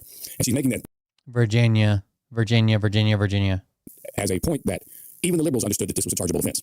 And watch how she responds to it. Reforms at DOJ so that you will and other attorneys general be held accountable for these kinds of decisions. Will you join me in supporting that kind of reform? Senator Blumenthal, I find it so interesting that you didn't bring any of this up during President Biden's administration when he was doing everything to protect Hunter Biden, his son. And I think you just saw what Director Radcliffe just released. This is information. If I can finish answering the question, I'm not going to yell over you. I'm not going to get in the gutter with you. But information that the Biden administration told them not to investigate Hunter Biden's involvement with Ukraine. And I'm not going to be lectured to you about integrity by someone who lied about being in the military just to be elected a senator. Your manual, the Department of Justice manual. She said, you lied. I'm going to play that clip again. All right, let's play that clip one more time. She took him to task. This was great. To be elected a U.S. senator. I understand that Brian Ballard, longtime backer and head of the law firm where you work, was instrumental in lobbying the Justice Department to drop that lawsuit. It was dismissed, so it's not subject to. She can't wait to get on him. What conversations did you have with Mr. Ballard? Senator Blumenthal, I cannot believe that you would accuse me of impropriety when you lied about your military service. You lied the minute you lied to be elected a U.S. senator. You lied. How dare you? I'm a career prosecutor. Don't you ever challenge my... Never answer the question.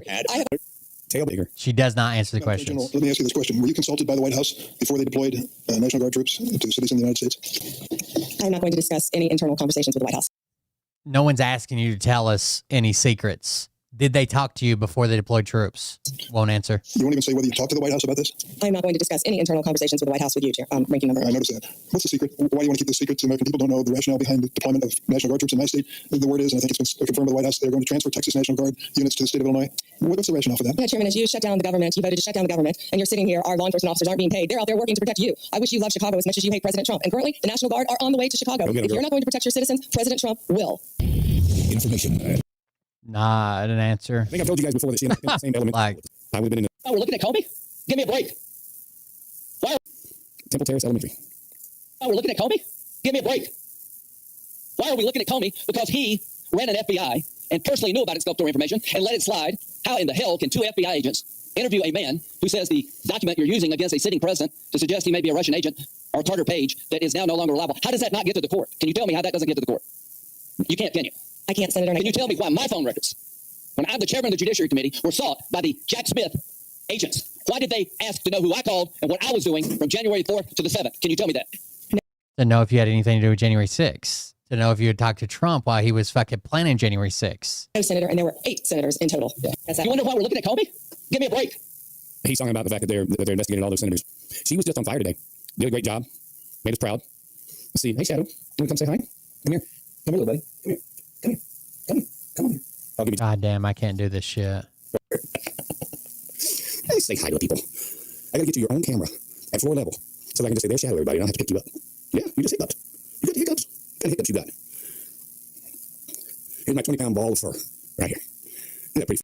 It reminds me of someone who's like, I'm a real human being with real human being feelings towards my pet. Check it out. Look at that pretty face. The lands are saying, you don't have to use PayPal. You can use Zelle. And you just, hey, Louie says, I hate PayPal. I have fraud charge against my account, and I have been fighting it for 11 months. You don't have to use PayPal. You can use Zelle, and you just go on my website and hit tons of ways to send me money. Just send it. Button right there. And you're nowhere near PayPal. I promise you. Yeah, don't bother me. Don't bother me, man. I'm busy being cool. You're cool, aren't you? Are you cool? Are you a big cool kitty? Let me get down. I'll put you down over here. There you go. Thanks for just shot in the face. All right. Hey, I adopted a cat. What are you going to say? I love that little guy. Looks like it. Back in the news again.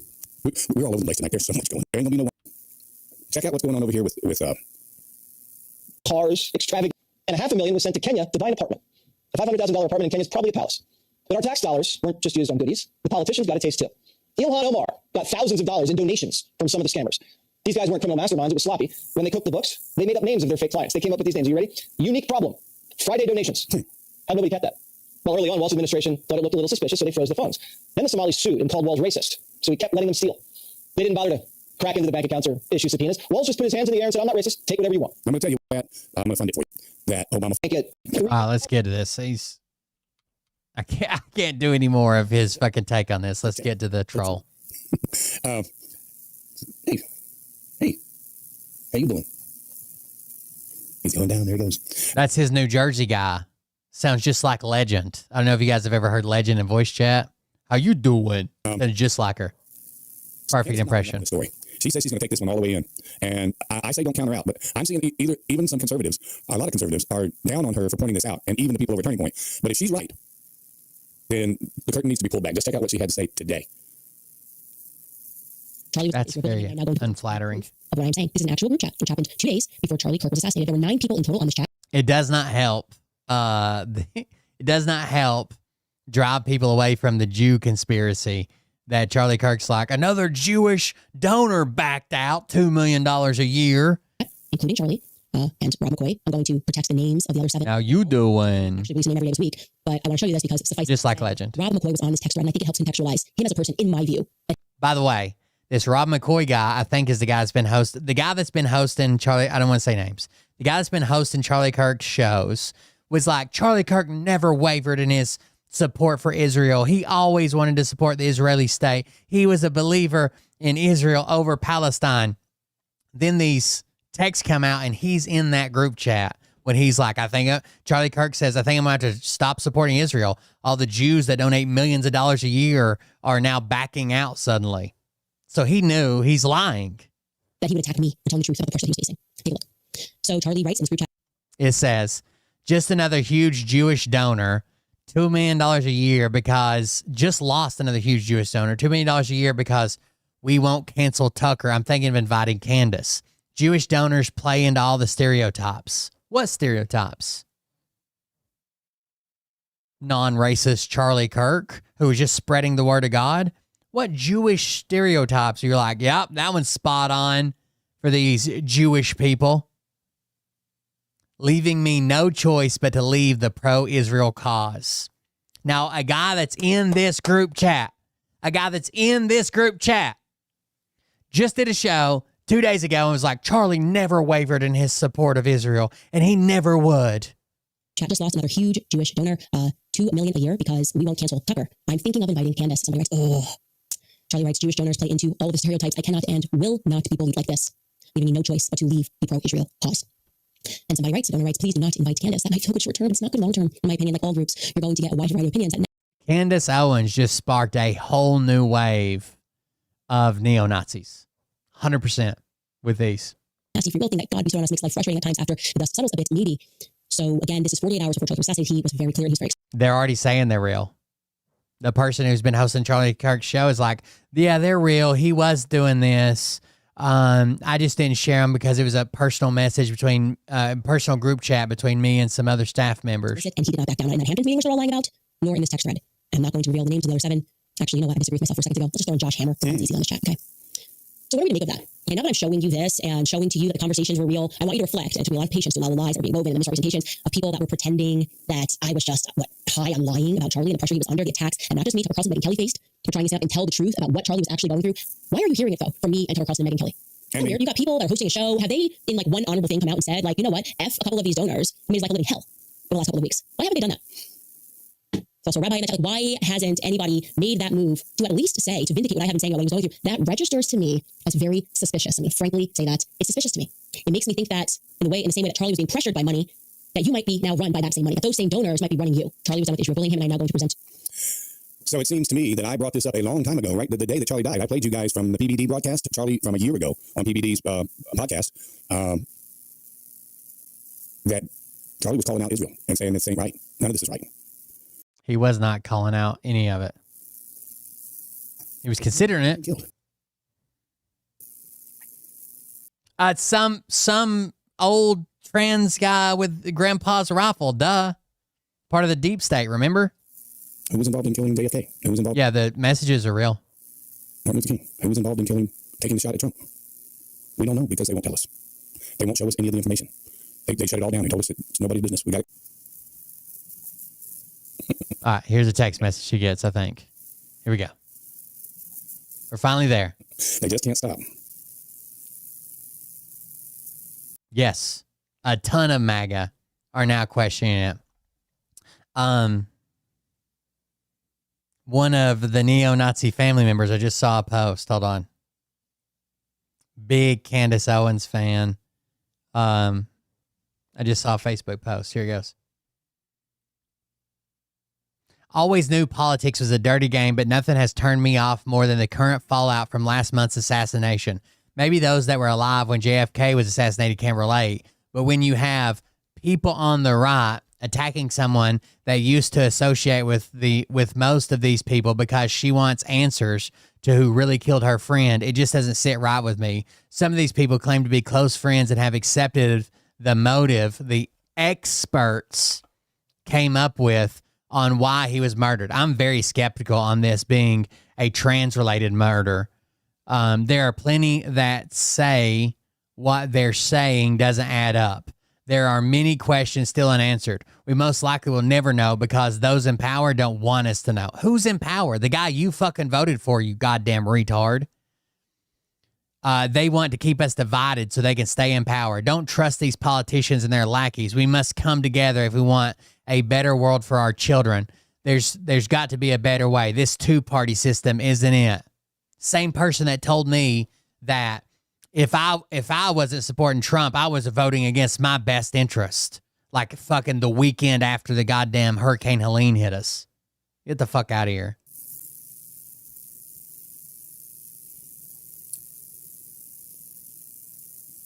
So I don't even know if I should read this out loud to you guys. Did I say thank you for the donation? Did I say thank you for the donation? Oh, here we go. Somebody in the chat room answered me. Have I forgotten? Did I not say thank you? Uh-oh. They're getting to him. There's anybody in the chat that can remember whether or not I said thank you for that donation? Because someone just wrote to me, you are an ungrateful pig. No small donation is good enough for you. You always ask for a big money bomb. You kind of look like a pig. You must be the kind of person that wrote this that goes into a restaurant and orders a glass of water. And sits there for an hour taking up the waiter's time. And you leave 50 cents on the counter. So now they're taking up Bert's time. He spends 12 hours a day prepping by watching Alex Jones at Fox News. Comes in here and you just order a fucking water? And the restaurant really wants you to order a big meal and some cocktails and dessert because they're in business. But this person, Bert, 702. Bert, are you the buffet? What the fuck are you? Very good. That's here in Las Vegas. So whoever you are, you're an idiot. I said thank you. Edith said several times you said thanks. Thank you, Edith. This is what these libtards do. This is what these trolls do. Damn you, trolls. Mason says you definitely said thank you. But apparently I didn't, according to this jackass here. All caps, by the way. All caps. You guys want the phone number? Anybody want to call them? Should I dox them? No, because I complain about people doxing me. No. I'm more grown up than that. So I'm just going to type something nice to them. One finger. I'm just going to type something nice to them. Hold on. How many times do I have to press it for a Y? I passed it. That's a 9. Keep going around. Just 2 words. And it wasn't thank you. Unbelievable. All I did was read from the chat. All I did was read from the chat. Someone in there was challenging others in the room to donate, and I read it. Robert says, yes, you wonder who that person is. Challenging everyone to donate. But I did say F you to him. Robert says, yes, you are more grown up. I'm more grown up to not dox him, but I did say F you to him. In writing. In writing. In writing. I said, fuck you. In writing, guys. That's official. You ever seen a contract? Official. And the horse you rode in on. Inflation is destroying your savings, but gold and silver protect. Fucking loser, dude. God damn. You're in 702 area code, Joe. You know where I'm at. Come see me face to face and be a smart ass. See how that gets you. See where yeah. He's a Judy chop you. Box over there where I keep stuff in, and I've got a towel laid across it for him. He's just laying there, wiggling his tail and watching the show. Robert says, I know you said that. All right, let's continue on with the show that I spent all day getting ready for you, and I'm spending 2 hours. Spent all day getting this ready for you. Tonight, underneath these hot lights, so that this person can think that it wouldn't make sense for me to ask my audience to stay involved financially so we can keep doing this. I don't know what they think. I don't know. This is my job. This is what I'm doing for a living now. One Oscar says, give me their phone number and I will. Oh, thank you very much. Border Collies are the best. Thank you for the donation. I just saw it pop up. It may have been a while ago, but I just saw it. Yeah, almost an hour ago. Apologize. And spread some cheer. Hit me up in Messenger and we'll see about that. Did you hear that? He doesn't dox people, but then when someone said, send me their number, he's like, okay, I'll dox them. Them up and spread what I'm doing for a living now. One Oscar says, give me their phone number and I will call them up and spread some cheer. Hit me up in Messenger and we'll see about that. Oh, okay.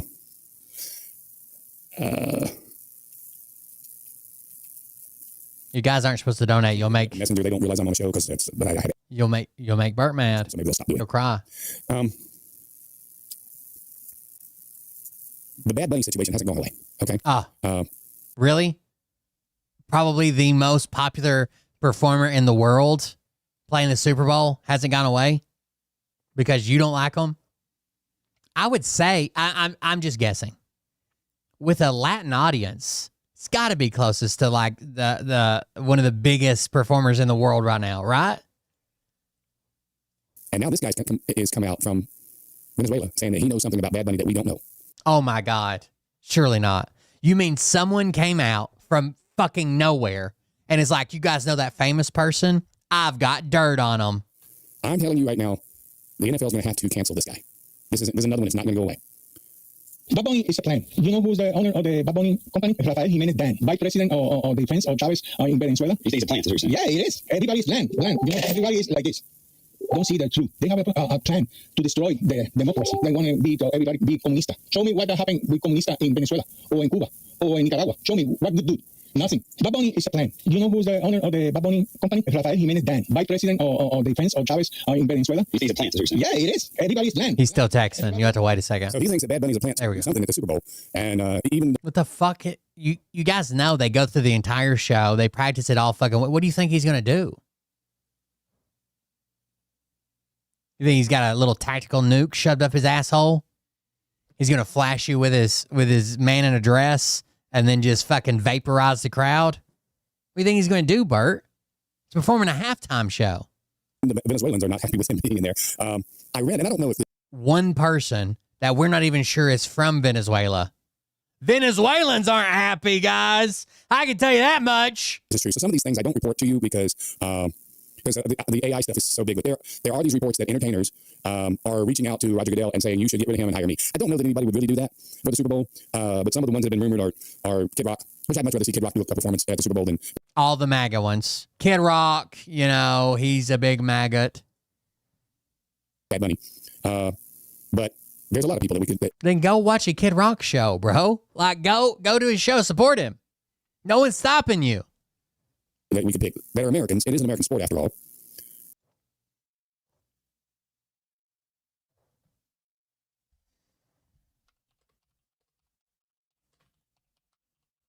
Anybody want to correct him?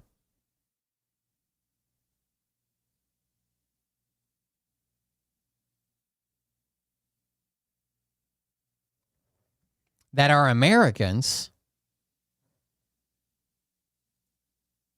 What do you think he is? But we still have. But there's a lot of people that we could pick. They're Americans. It is an American sport after all. But we still have till February to figure this out. I just hope that the NFL comes to its senses. And I think he's an American. When Donald Trump has a little bit of time on his hands, he's going to give good old Roger a call. That's what I think's going to happen. I guess we'll see. This was kind of funny today. This was the president, as I sit here and get over the fact that I just got harassed by somebody for claiming I'm not grateful for a donation. And I don't know. He can't drop it. He can't drop it. The plant's in there saying, Bert's been harassed so much in his chat, he probably deserves twice as much as you were going to donate before. I challenge you. Time I said I was grateful, thank you. And I've only asked you guys one time. I read something from one of the viewers. That's all I did. But as you can see, folks, everybody's got to find a reason to hate you. Dr. J, from now on, when you come into a chat, you're going to start saying, I just cashed out my 401k to send it all to Will at Cold Beer Confessional, and I think everybody should do the same. And then,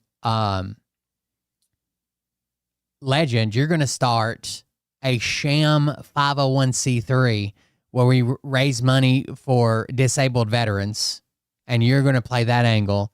And then at Suko, you just tell people you'll break their kneecaps.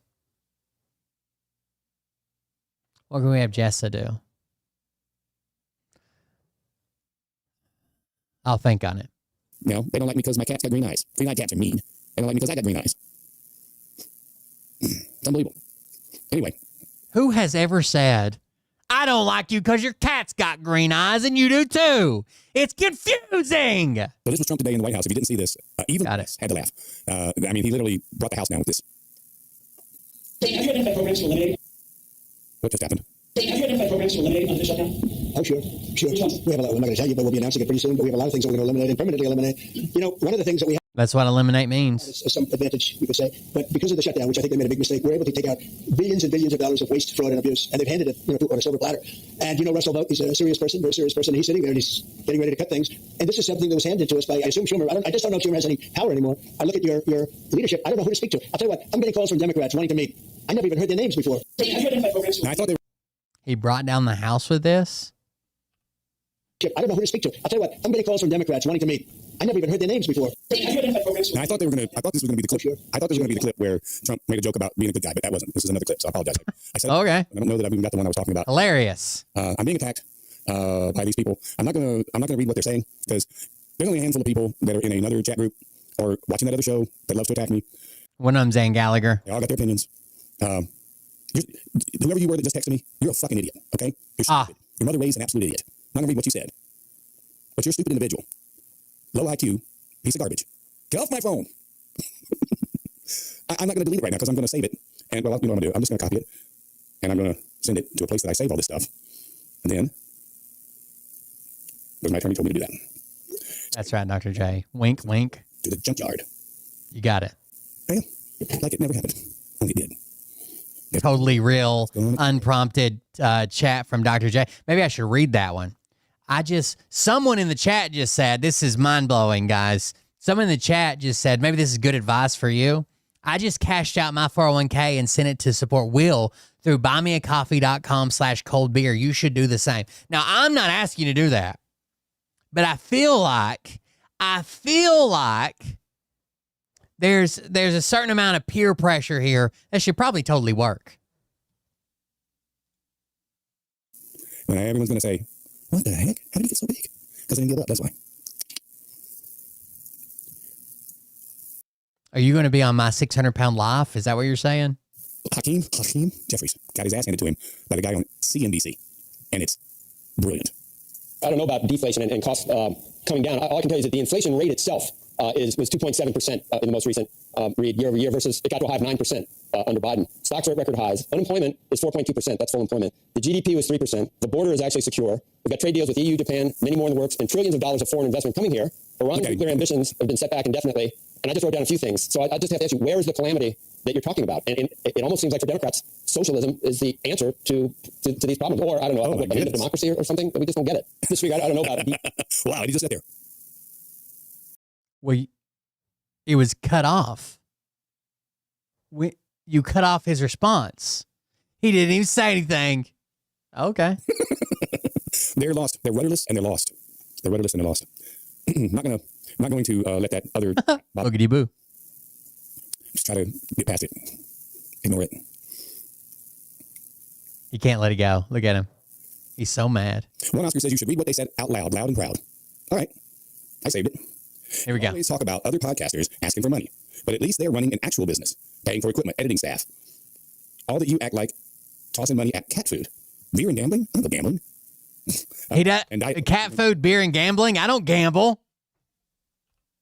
Beer and gambling? I don't go gambling. And Diet Coke. Yeah, I do drink Diet Coke. You're right, Diet Coke. Damn that Diet Coke. That's the devil's drink. Remember when he was carrying around that giant jug of water and he's like, no donations come in yesterday, so I couldn't even get my Diet Coke. If somebody wants to send me a few dollars. And somehow that's the same thing. It's not. That's not supporting a platform. That's just bad priorities. I got to have something to drink. I got to feed my cat. See, I talk to my audience like they're friends of mine, whoever you are. Can't let it go. I talk to my audience like they're friends of mine because they are. Can't drop it. I have any friends. And I'm so honest about everything that I'm an open book. And no, I don't have a staff. I don't have a crew. I want one. This show can be as good as anybody else's show once I can afford a crew. Once I can put in a teleprompter and actually read off the teleprompter like they do and have somebody around me to play. The biggest political streamer that basically started political streaming is Destiny. He has an editor that does his replays. That's about it. What do you need? Play slot 4. Play slot 5. Play slot 6. Destiny's so large that J.D. Vance tried to shut him down, tried to get him arrested. I can just sit here and stare at the camera and be pretty. But I don't get to do that right now. Right now I get to wear all the hats. I get to feed the cat, clean up behind the cat. The cat's my co-star, so he's got to be fed. It's part of the company. He's an actual payroll member of the show. He's on payroll. They're taking this seriously now. They're writing this down. He's on payroll. Write it down. He said we can prove he's not on payroll. Okay, come on, quick. Somebody write that down and send out a tweet. Stop. You fucking idiot. Stop it. I'm sorry about the language, guys, but there's so much cussing going on in these clips that I started letting it slip out again. Potty mouth. And here's for all the trolls. Here you go. Hey, Lydia, that's my website, you guys. That's for the trolls. So the trolls can get all upset and lose their minds. We are looking for donations. I'm not gonna lie. I need donations in order to stay on the air. If you're enjoying the show, please help us out. You can Zelle or PayPal tonight. Yes, you're right. That sweet person that gave the donation, the rent is due tomorrow. You're right about that. Thank you. You've got me a lot closer to getting rent paid. And that's every Wednesday. You were right when you knew exactly when my rent was due. It is tomorrow, and when you encourage people to help me pay the rent, that was true. I do need help paying my rent, and it is. You knew this. I didn't tell you, and I definitely didn't talk about this beforehand with you. You knew my rent was due tomorrow, didn't you? It's weird. Hey, it comes due. Internet's due too, and it's not as expensive as the rent, but still I gotta pay it. And those are the two things I need to make sure I get paid in order for me to continue to be here. And folks like you who help out, I appreciate you very, very much. And when you Zelle or PayPal, even as much as $5 or $10, if a dozen of you donate $10, and that's a huge dent in some of the bills. So I really appreciate it. Edith, I like the way you think. Now see, trolls, I'm reading what somebody's written here, okay? Because that's what I do. I read almost all of my chat out loud, and I respond to it. That's what I do on my show. Edith says, with rent due on Wednesday, I say let's start making Tuesdays terrific Tuesdays, a special day, and designate to support Bert weekly. Remember, you can donate another day if that's better for you. She says so good. We'll make you I like the fact that I got these supporters in the room. That's really, really rare. I mean, I know that there's some of you here. I like the part. I like when people support me in the chat. That's so rare. Do support me, but does not mean to go in here and get at it like that. That's cool. I thank you for that. I'm not just knowing that somebody cares. Just knowing that somebody cares. But of course, there's always these assholes that have to offset somebody caring. You see, that's what's happened here. Edith, that other person, that lady, sweet somebody, that pissed these guys off. They went, oh my God, he didn't even ask, and somebody sent him money. We got to stop this. That's what happened. It set him into a friend. I was so mad. I couldn't even see straight. And they're pulling their hair out right now because I'm just like, I don't know that I'll sleep a wink tonight, to be honest with you. Every single podcaster has trolls. Some of them don't even pay attention to the trolls. Why are these trolls doing this? Because they're trolls. That's Ruda wants to know why are the trolls doing this. Panic! Because something positive happened. That's why, Ruda. Something positive happened, and somebody sent in a why are the trolls hurting us? Donation, and then went in the chat room and said, I just made a very nice donation to Bert, and they lost their flipping minds over it. Because they're rooting for me to get evicted. They're rooting for me to have to shut down the show. You remember that DC character? I kept meaning to bring this up. I've been meaning to bring this up several times, and I always forget. Several times in the last year on his show, which I never watched. I only watched it that one time when he called me out. And I went on the show, and I got in his chat room. I told him to go do exactly what I told this person right here to go do. This person, right? The one over there that was like, that one. Every time I had technical problems and my show got shut down, I had Rumble problems, I had internet problems, because every time until I spent the extra money and got T-Mobile. Hey, come here. I've got a question for you. Wait. Do you suck eggs? He's about to let you guys know that he watches my show. Is it zeroing in your scopes? Well, if so, I've got just the thing for you. Internet. I haven't had hardly any internet problems at all, other than the fact that sometimes I can't pay the bill on my chat at all. Sweet 377 says, trolls won't stop me, with a bunch of exclamation points. Thank you for that. So back in the day, I had internet problems depending on what hotel I had moved into. And the shows would just crash. And one day they crashed, and the internet was so bad at that hotel I couldn't go live for a couple of days. Well, DC Intel was telling his audience, and I only just found this out, and I found it out through Michael Stapleton, that he was telling his audience that he was using his magical policeman abilities to take me off the air. He was going to show apparently. I just took Bert off the air last night. He didn't get to Didn't I just say that a few days ago? do the show. Weird. I hacked his software and I shut him down. And apparently he took credit for every time. So this guy, or one of his little trolls, was reporting back to him, Bert was off the air last night. And I credit 90% of it to being Karen Kelly Rolark, because she was his moderator. And that bitch is obsessed with me. Okay? I'm sorry. Karen, you are weak-minded. By the way, if Bert is so hard up for money, I'll read you this. Let me grab this one. We got to get to this video eventually, but you guys watch this while I find it then. Loser. You're what I call an attention whore. You go into everybody's chat room, not just, you can't get in mine because I got you blocked. Although she might be in my chat room as somebody else. Who the hell knows? But you go in everybody else's chat room. Most people use a handle. But no, you put your whole damn name in there because you're an attention whore. And then you sit there and you chat. All right, here we go. Listen. Communicate when I'm trying to communicate important stuff. And I love you all. I love you all for being here tonight. And I see all the regulars here. And it does my heart good. I know that I don't have the biggest following. That damn guy, DC Intel, had like 200,000 people following him. And he was nothing but lies. But these QAnon people have huge followings because the QAnon people are very, very, very gullible. I could have done that. I was told by my investors to do that. Otherwise, you won't be successful. It turns out they were right. But I also lost my investors over saying I wasn't going to do that. Two of them, my two investors, my two most important people, both told me to kick rocks. Of course, one of them wanted to be my girlfriend. Quite honestly, both of them kind of did. Both of them wanted to be, not just one of them now, both of them wanted to be my girlfriend. And I'm not going to get into that because one of them's passed away, but I could prove that if I have to. He could prove it if he has to. And I just didn't want both of them. I had a falling out with all of my people that I went and did events with. They all said, hey, man, we're not inviting you back to this anymore. I said, man, I don't want to come and be a part of that. They actually. So that was a post made by Burt Lynch Truth. Okay. I'm going to read the post to you. It says, this post is for Burt Lynch himself. Burt, you have lied so many times, I'm starting to think you believe it. I want you to show the proof where Karen and Kelly wanted to sleep with you. If you don't show it, you don't have it. I have a video where you backpedaled that statement when you were called out by Kelly. Stop lying, Burt Lynch. Other podcasters quit having you come to their events because they figured out you're a scammer. Tell the truth. Q has nothing to do with anything. You are worthless, lying piece of shit. And that's the bottom line. Show the proof. I will send you $100 cash. I said I'll match the $100. I'll match it. So that's $200. Okay. Karen Kelly Rorick said I will match the $100 too. Jump on it, Burt. Cough up those text messages from me, please. Inquiring minds would love to see you say what? You don't have them. I didn't think so. John McKay says, just think of how many backup socks that could buy. Marlene says an eyeliner, makeup, hair dye, maybe a wig since you were going bald. There was another one. I was asked to share this post, and I would like to match the $100 if Burt can provide proof of where Karen and Kelly are wanting to sleep with him. I know for a fact it's a lie, so that's another $100. I think we ended up with over $500. Lynn Sterling, I will throw in another $100. I spoke with Karen and Kelly both back then about that lie. You are delusional, Burt. So now we're over $500. Bo Sweeney, I'll send him another $100 when he produces it. This would be a good way for him to raise some money. Someone needs to get him the message. He can read. He knows what's on this page. He reads it all the time. People send him screenshots and shit. You are a lying bastard. Kelly didn't want to sleep with you. She was happily married, and Karen had no interest in you either. You gorilla-looking lying bastard. Quit trying to flatter yourself. Don't let him get to you. He's done raised over $400. All he has to do is show the messages. We're waiting. Over $500. I mean, I'm a man of my word. I'll do it in a heartbeat.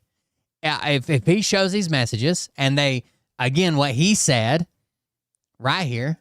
You won't be successful. It turns out they were right. Two of them, my two investors, my two most important people, both told me to kick rocks. Of course, one of them wanted to be my girlfriend. Quite honestly, both of them kind of did. And I'm not going to get into that because one of them's passed away, but I could prove that if I have to. And he can prove it. Just didn't want to do the QAnon thing anymore. I had a falling out with all of my people that I went and did events with. They all. I'm pretty sure. I don't know. Maybe some of these people double posted, but there's at least $500 on the line. You need money. You need to pay your rent. You're begging your audience to pay it for you. There's $500. All you got to do is show the text messages. That's it. We can't take them from you. It's not like once you show them, we've got them and you can't use them. Show the text messages. About any and everything in the world except for what the host is talking about. Every once in a while you'll say, that's right, so-and-so. That's right. Don't you agree? Meg and Peg and Patty and Paul. You live your life in your bed, on your phone, looking at chat rooms while your two disabled children are in their rooms doing whatever they do. I feel sorry for you, but then I don't because you're so damn mean. You lost money when you quit doing my project with me. I didn't take advantage of you. You just quit because I didn't. Well, she lost money the moment she invested it with you because you haven't made a dime. Right? You've spent it all. You haven't made any. You've lost everything with her money. I didn't want to do QAnon, and I didn't want to sleep with you. And I've got it in writing. So deny it all you want. We get in the courtroom, the judge is going to say what you wrote to me. Oh, the judge. The judge. But folks, that's who started all of this. She's the one who instigated all of this. And she's built herself up a little army of about 50 people. And they are in these little chat rooms about how much they hate me. I got my own people now. Look at my own people. Look what they're doing for me. And Gallagher even left you. And you damn sure don't have 50 people. There's what, 6 active in chat? Hey, you troll. No one needs you in their life. Go start your own podcast. Someone's complimenting me for the shot, or how the shot looks. I asked them to call me and tell me how's it look tonight because I fixed the cameras for y'all. So Sweet says the trolls won't stop lands. The trolls can't stand for people to be nice to other people, and they hate it when people help others out in their time of need. But we are his friends. We help Burt as often as we can. We care. God bless you, Robert and Hilda. I love you guys. I really like being here. I really like being here and being on the show with you guys. I wish there was tens of thousands watching the show. I do. I'm sure that once there are tens of thousands watching the show and I get some more funding so I can improve the studio, the show will change. It will change in the professional level of the broadcast. But I'm never going to stop being somebody who really appreciates the following. The people that follow the show have become friends of mine. You guys care more about me than my own family. I'm not making that up. It's true. It's a shame. It's too bad. If my mother were alive today, that would not be the case. She would not allow my family to act the way they do. She would not. She wouldn't let him be mean to me. Everybody wants to get Judy chopped by Burt. He'll splay you out in Octagon. Hey, Louie says, I didn't realize you were so hateful. I'm new here. It saddens me that you feel that way. But I feel that way about what? About people who are attacking me? I'm hateful because I'm defending myself? Hey, Louie? What would you expect one to do when they're being attacked publicly on their own show? I'll turn the air conditioner on while I wait for your response. Okay. I'm sitting here telling you about people who are attacking me. DC Intel is now in prison. He's now in prison. Burt looks like he could have done porn like 40 years ago, 50 years ago. And hundreds, if not little stash of people were influenced by him to hate me. He called me everything under the sun on his show on a regular basis. You didn't have to read their text. Well, did you not see somebody in the room ask me to read their text? I interact with the people in my chat room just like I'm interacting with you right now. If you're texting me and you're speaking to me, you're going to get into a conversation with me. Red, White, and Blue says you have to show the haters who's the boss. And you can believe that she knows what she's talking about. Thank you. You can't push me. How would she know? Was she some type of expert? Around. No one pushes me around on this show or in public. It just doesn't happen. If you try, you just opened a can of whoop-ass. Submissive bottom. Doesn't mean that I won't take a swing at you. It don't mean I don't know how to put your ass on the ground. Try me. A pack of lunch. Pack of lunch. I'll beat ass. Take names. Thank you, Ruben. I'm defending myself. Hey, Lo, I don't know how you say that. Is it Loey? Is it Louie? I don't know. Hey, Lo, you're welcome here. You're welcome here. But this is a judgment-free zone when it comes to my show. I get to do the show the way I want to do the show. You don't have to stick around, but you're welcome to stay. I'm not kicking you out. So he's talking about kicking ass. He talks about how he used to fight and used to do this. He's a black belt. He owned a karate studio. The part that I want you to see, if I'm going to tell you one thing, if you ever have to fight for your life, do whatever you got to do. Okay? If you've never trained, never go to a second location, ever. Never let somebody force you into your car and say, we'll let you go. We're just driving over here. Never go to a second location. Only bad shit happens at a second location. Be extremely violent from the offset.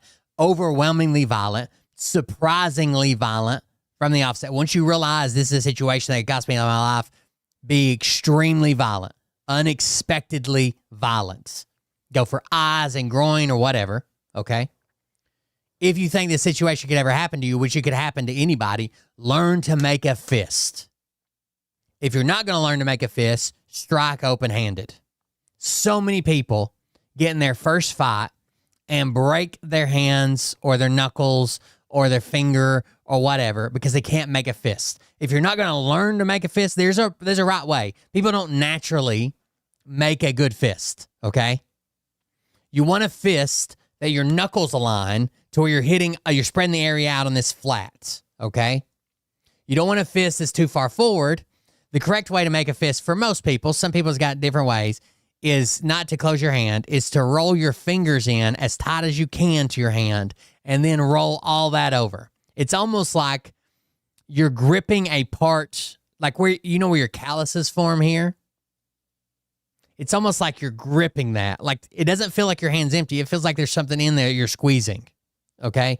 And your knuckles end up flat and you're going to make contact across this broad area instead of on your knuckles here, and you're going to be able to transfer that force better through your wrist without damaging anything. But if you're not going to learn how to make a fist, if you can't make a fist, if you don't care about making a fist, strike open-handed, strike quick and be violent and get the fuck away.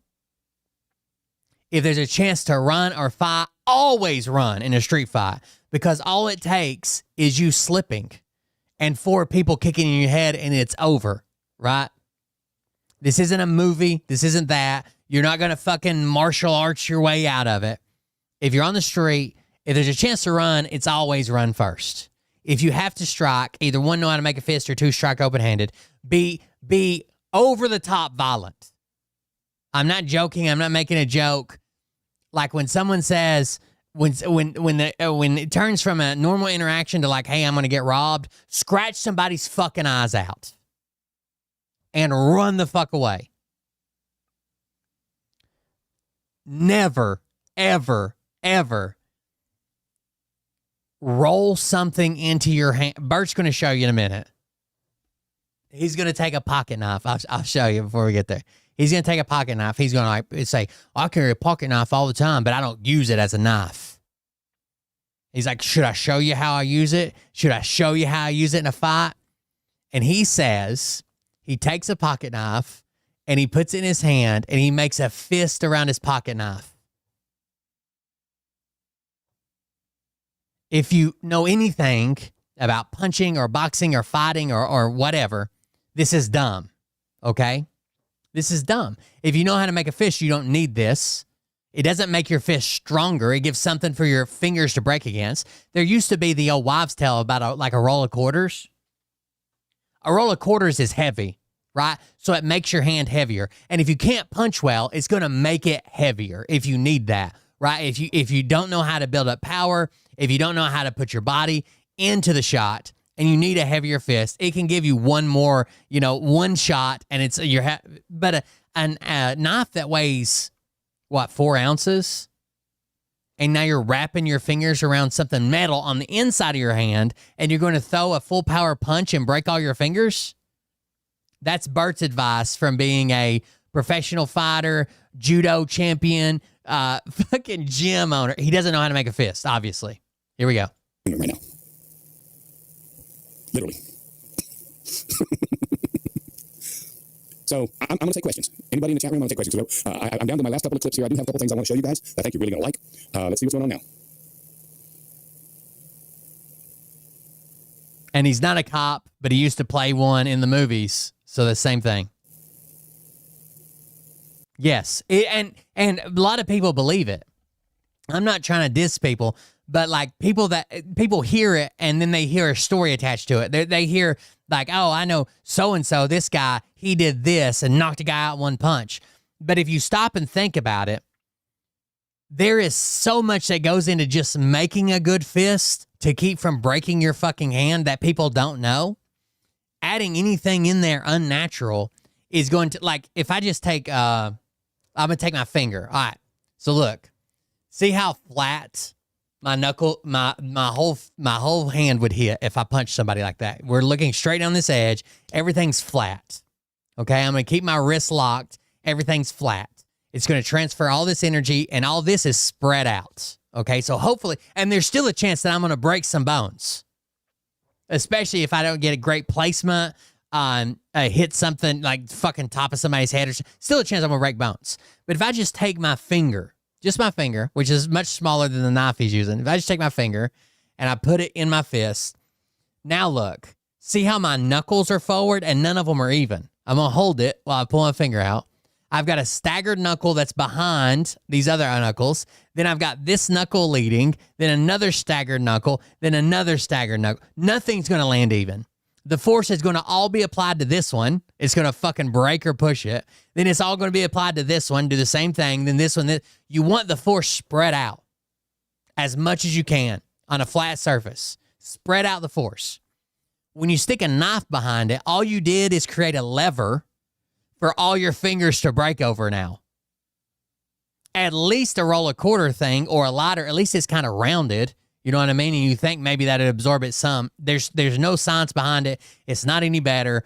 The quarters thing, you better hope you knock somebody out immediately because you're probably going to break fingers and you've just made your fist heavier but a lot slower. So if you're fighting somebody that knows what they're doing, that knows how to slip a punch, you've made your situation worse, but you do have a heavy hand now. I thought I just recorded this jackass and sent him to the delete bucket. When you live rent-free in other people's brains, what's up, man? It makes you want to just glad you made it towards the end. Away at them, you know. Oh, they just sent another one that your family hates you because you're an ass. Because I refuse to move back to Florida. Oh, you're by yourself, then you're going to be by yourself. That's it. His family hates him because he lives in a different state. I hate Florida. Sorry, Florida, but I hate it there. I hate the humidity. It fucks up his hair. I hate that it rains every damn day. I'm a desert rat now. I've been out here 25 years or more. I love the desert. I've flown home to visit my family many times. They've never come out here to see me. So it's on them. It's not on me. But anyway, questions, if you have any That is a pretty good shot. Your family fucking hates you. questions, I'm right here.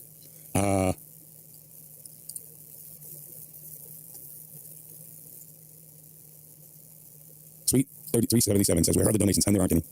There aren't any. It's like every night, just about. Man say we have had rain off and on for days. It's rained out here in Las Vegas about 6 times in the last year. Maybe 5 times. I don't like the humidity.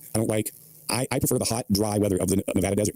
I didn't know. It makes his hair frizzy. In California for 7 years, and I liked the climate in California. The climate in California, depending on where you are, it doesn't rain every day like it does in Florida. In Florida, you got rain coming off the Gulf and off the East Coast in both directions all the time. And here, we have to change our windshield wiper blades every. I noticed that, his black shirt. Mine's, I can't say much though, because I'm wearing a work shirt right now, so it's like super faded. Year because they dry rot, because they never get used. On your car, you haven't used your windshield wipers unless you have a windshield cleaner and you use them that way, and that keeps them moist. But I don't like the way they streak up a windshield. So anyway, it doesn't hardly rain out here. And when it does, it's really. Well, you don't own a car, so why are you worried about? You don't own a car. Why are you worried about your wipers? Like, oh my God, it's raining. What are we gonna do? Yeah, they gotta hate on me, man. I can't. You know what? Can't let it go. We're back. Be hated for. I feel bad. We're back. But I haven't done anything to be hated for, so I don't feel bad. I just think these people are ignorant. They're stupid, and they can't stop texting me. But like I said earlier, when I get to the point where there's 10, 15, 20,000 people watching the show will change a little.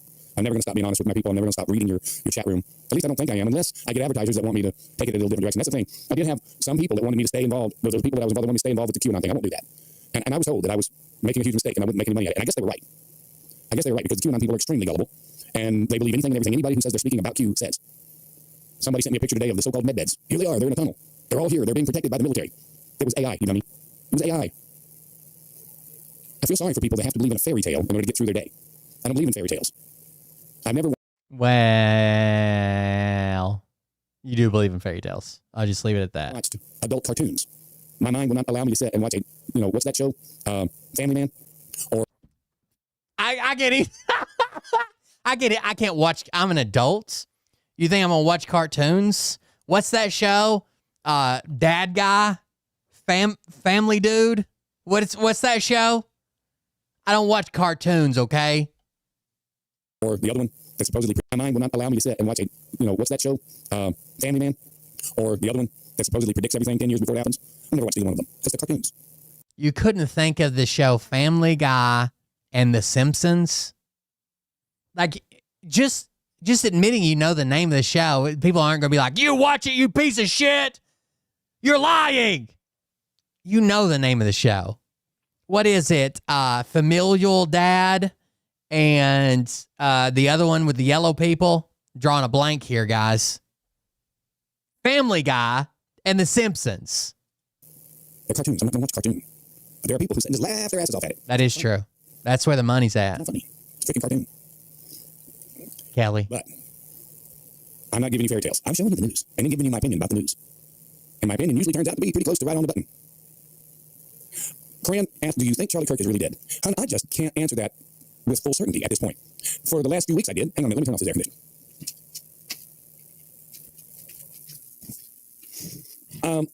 Let me put it this way. It's not so much is he dead that concerns me, is who killed him. I mean, if they could show me a definitive person that did the killing, I would have an easier time of saying, okay, then he's dead. Wait, the guy they arrested and said this guy's the one who did the killing.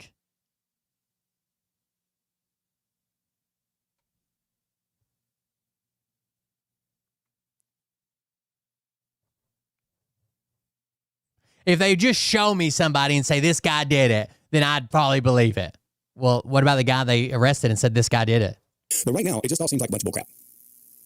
Right now, nothing adds up. But I've never been one that believes that Elvis is still alive and that Marilyn Monroe is still alive and they're all hanging out in Valhalla. I've never been one of those guys. I don't think Michael Jackson's still alive. I don't believe any of that stuff. I don't think that Joe Biden had 3 lookalikes that switched in and out all the time. I don't believe any of that. I know I'm sure he had a stand-in for security reasons. All of them do. But no, I've never been one that goes, oh, they're telling us somebody's dead when they're not. I don't believe John F. K. Jr. has been alive all this time. I don't believe any of that stuff. I also don't believe, I also put it this way let me give you an example of how I look at things. I look at things like this. I don't know if the world is round. Not because I'm stupid. Oh my God. Wait till you see this demonstration. Wait till you see it. Stupid, because I haven't been off of the world high enough to see that it's round. I only know what people have told me. And so far, everything that I see in the news, everything I see in science, everything I see in education, most of it's bullcrap. So why wouldn't that be bullcrap? Is it flat? I don't know. I've never been high enough into outer space to be able to tell you which one is which. But what I don't do is believe whatever the hell I'm told without somebody showing me some proof. Elon Musk has sent people up in rocket ships. I'm told they signed a non-disclosure agreement. I remember when William Shatner got off of that spaceship, and the first thing out of his mouth was, "It's nothing like what they told us." If any of you remember that, when he got off, they put the microphone, "Captain Kirk, what did you see?" He goes, "It's nothing like what they told us." And then the next day, quiet as a church mouse. Never said it again. When he's asked about it, he does the same thing that the astronauts did. Deflects. Something ain't right. Something ain't right. Crayon 45 says it just looked fake at the time, and nothing is proving that there was blood where he was shot. No, I get it, Crayon. I'm with you on that. None of it makes sense. Tearing up the ground. I did a Join ICE with bonuses up to $50,000 and generous benefits. Oh my God, they're advertising on Rumble. There's still nobody that can confirm $50,000 sign-on bonus. that there was an autopsy. There's no confirmed actual autopsy that anyone has seen. Mona says, I don't think his wife Erica would allow the memorial service, State Farm stated, as well as her speech that she gave President Trump supporting her. Okay, ready to say this about that. Where was the casket? Where was the urn? Where are the pictures of him being loaded in the ground? Where are the pictures of, where's the actual... We have pictures of him in a casket. What are you talking about? Piece of paper that says there was an autopsy. See, that's... There was an autopsy. This rumor is... Okay.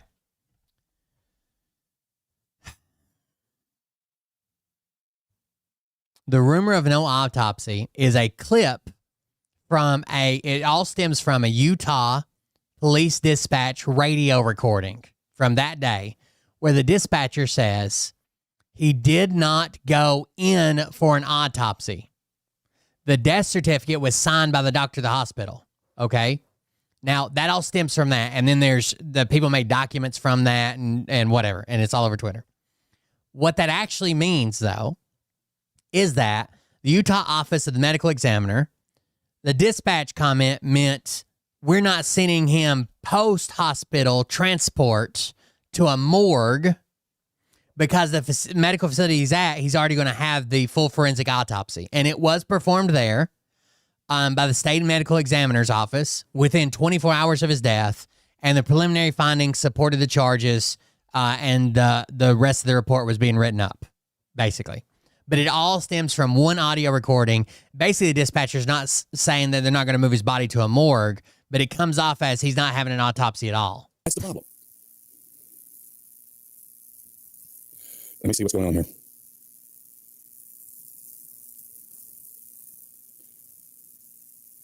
Okay, listen, somebody's saying, I sent you $10 here and I sent you $10 there, and you're acting like $10 isn't enough. $10 is plenty, whoever you are. And yes, I said fuck you because you interrupted my damn show. I sent you $10 here, and I sent you $10 there, believe me, and you belittled a $10 donation, like it's not good enough or large enough. That's all I can give. I never did that. You did not hear me say that $10 is not enough. Not never once, ever. Go find the tape in my archives of me saying that. I'll give you $100 for it. I'll find $100. Yeah, you don't have $100. I had to find it first, but then I'll pay you. And give you $100. You find something where $10. Well, I said, don't send me $10 because it's not enough. I've never said that.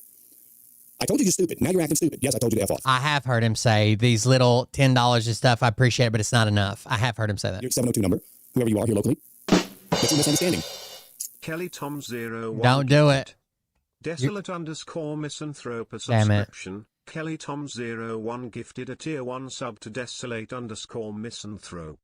You guys, this is their first gift sub in the channel. You guys are going to cause Bert to jump out his second story window. Then what? He'll probably sprain his ankle. Thank you very much for the gift of sub. Here, let me say this to this person. Let me see if I can reply. Say it in the chat room with everybody else instead of calling my phone. You're not invited here, but you're certainly invited in the chat room. What is your handle? I just sent that to them. One Oscar. If the world is flat, someone should walk to the edge and take a picture. Mystery solved. Sorry, Oscar. I know you're being funny. But here's the thing. I've done a deep dive on the round and on the flat. Both. No, you haven't. No, you haven't. Because there is no flat evidence. Of them have merit, and neither one of them can be proven. Both theories have merit. Neither can be proven. The flat Earth model says that the Earth is infinite. The heliocentric model of the Earth, which is round, says that space is infinite. So if space can be infinite and go on forever and ever and ever and ever and ever and ever and never end, likewise, the ground can be infinite and go on forever and ever and ever and never end. So the falling off the edge is just an easy way. I know you're just kidding, but it's an easy way for people to just call bullshit. Somebody would sail off the end. It's as easy for me to believe that the ground is flat and it's infinite in every direction as it is for me to believe that the Earth is round and the outer space is going infinitely in every direction for this one reason. I've never been to either one. So therefore, I'm not going to commit to either one. But I will listen to the explanation of both because I'm a curious person. I'm telling you that the flat theory makes as much sense as the round one when you look into it and you really know what they're teaching. They're teaching that our realm of these. There we go. Get ready, guys. Enclosed by an ice wall, a round ice wall. From the North Pole going in any direction, you're headed south. I mean, on the round model, the North Pole going in any direction, you're headed south. On the flat Earth model, going in any direction, you're headed for the ice wall, which would also represent south. So if the center of the North Pole is the axis, in any direction you go, you're going south till you get to that ice wall. Now, I'm not saying it's there. I'm just telling you what the model says. Once you cross that ice wall, and by the way, we're not allowed to go into Antarctica by treaty, even though Admiral Byrd discovered.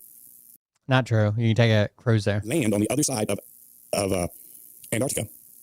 He filmed it. I saw the film. They I saw it. say it's not there and you can't go there, but I know it's there because Admiral Byrd had film of it. So until I get to go there, until somebody can take me up into outer space, I've talked to pilots. I've been in airplanes. I've been in the cockpit of C-130s. When we flew when I was in the Air Force, the officers, why would they let an airman come into the cockpit? Well, because I was the lead vocalist for the United States Air Force band, Nightwing. Oh my goodness. Have you guys heard this? We were the most popular band at the Officers Club. The Officers Club requested us anytime we were in town to come play on the weekends in the O Club. The O Club is where the pilots hang out. So when the band was on that plane, they gave us special treatment. Hey, man, you're my favorite singer. You want to see the cockpit? Yes, sir. Sure would. Love to. Come on up. What'd you think of that? By the way, I love that song you did last night. So yes, they took me up in the cockpit many times. Now this person's not. I hope that this is a donation and not another troll. That they have their way with you. All we've done tonight is another troll. I'm gonna get my brown wings with old Nightwing here. Did they force you up against the thrusters?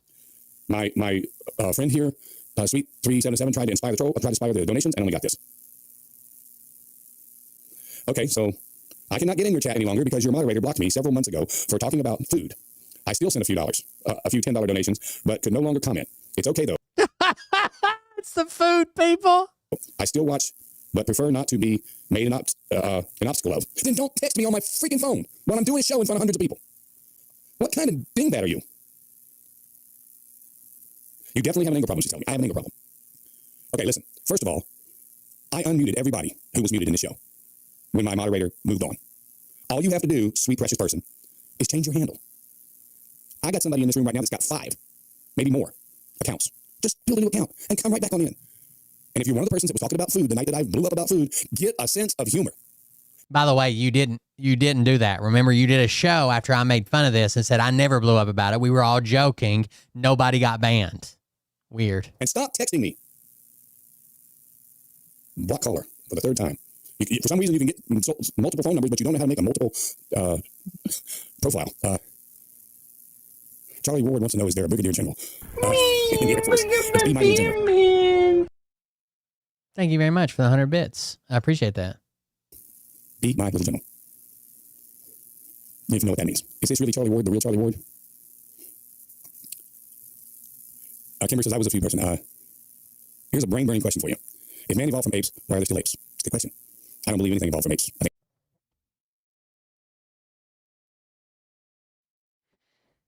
apes are still apes, and men are men. I watched a MAGA the other day do a video where he said, this is my wash machine.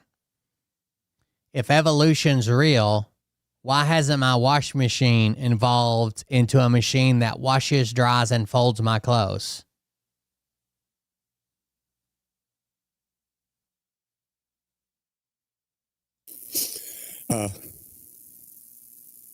So this is not the real Charlie Ward? Okay. In the Air Force, it's Brigadier General, Major General, Lieutenant General, and General, 4-star General. Ruta says she got kicked off just now. That was weird. We didn't kick you off, hon. You might have an internet issue. I didn't kick you out here. I wouldn't do that. So anyway, when I was in the cockpit of that aircraft, I was looking out in every direction around me. I've been at sea on the largest cruise ships in the world. I've sailed all over the world, 72 different countries. I can get up on the top of that cruise ship. Which ones are you banned from again? Around me 360 degrees, and I don't see any curvature in any direction. That doesn't prove anything for either one of those theories. Until I get to go up into outer space and I can look back, because you've never seen it either. If you think you've seen a picture of the Earth from outer space, you don't know enough about what you're looking at. You're looking at animation. You're looking at... You take pictures with your phone and trust it. You're looking at the exact same fucking thing. It's a digital goddamn camera. NASA says it right on their website that all the pictures of the planet Earth are animation. We can't get far enough out, they say, in order to get a true, full picture. So no, we don't. I mean, we take it with digital cameras. In fact, there's some taken from analog cameras. Hold on.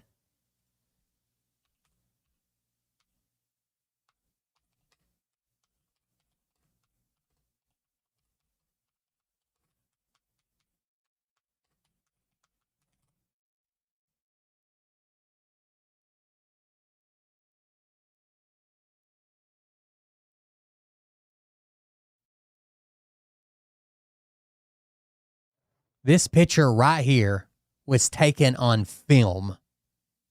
On actual film.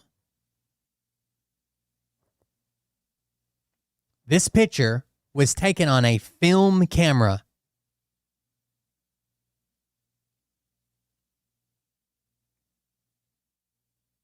The Apollo mission's pictures were taken from a film camera.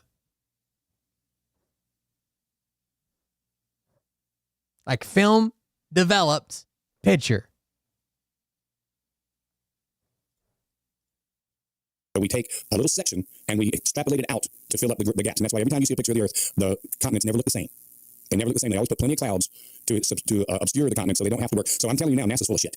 NASA's fake. Images are fake. We never went to the moon. These are all things I'm positive of. We didn't go to the moon. Positive. We will never. I don't believe that we will ever go to the moon. We're certainly not going to go to Mars. And that's one of the things. China's on their way to the fucking moon to build a base. Issues I have with Elon Musk. A lot of this stuff is for show. A lot of this stuff is for show. So anyway, there is just hours of flat Earth stuff I could get into with you. And one of these nights I'm gonna have to literally sit down and spend 2 or 3 days preparing a full-on show for you. And what I want to do is I want to do it with a whiteboard so that I can make drawings and stuff like that to help you understand it. And it could all be wrong, just like the whole round Earth thing could be wrong.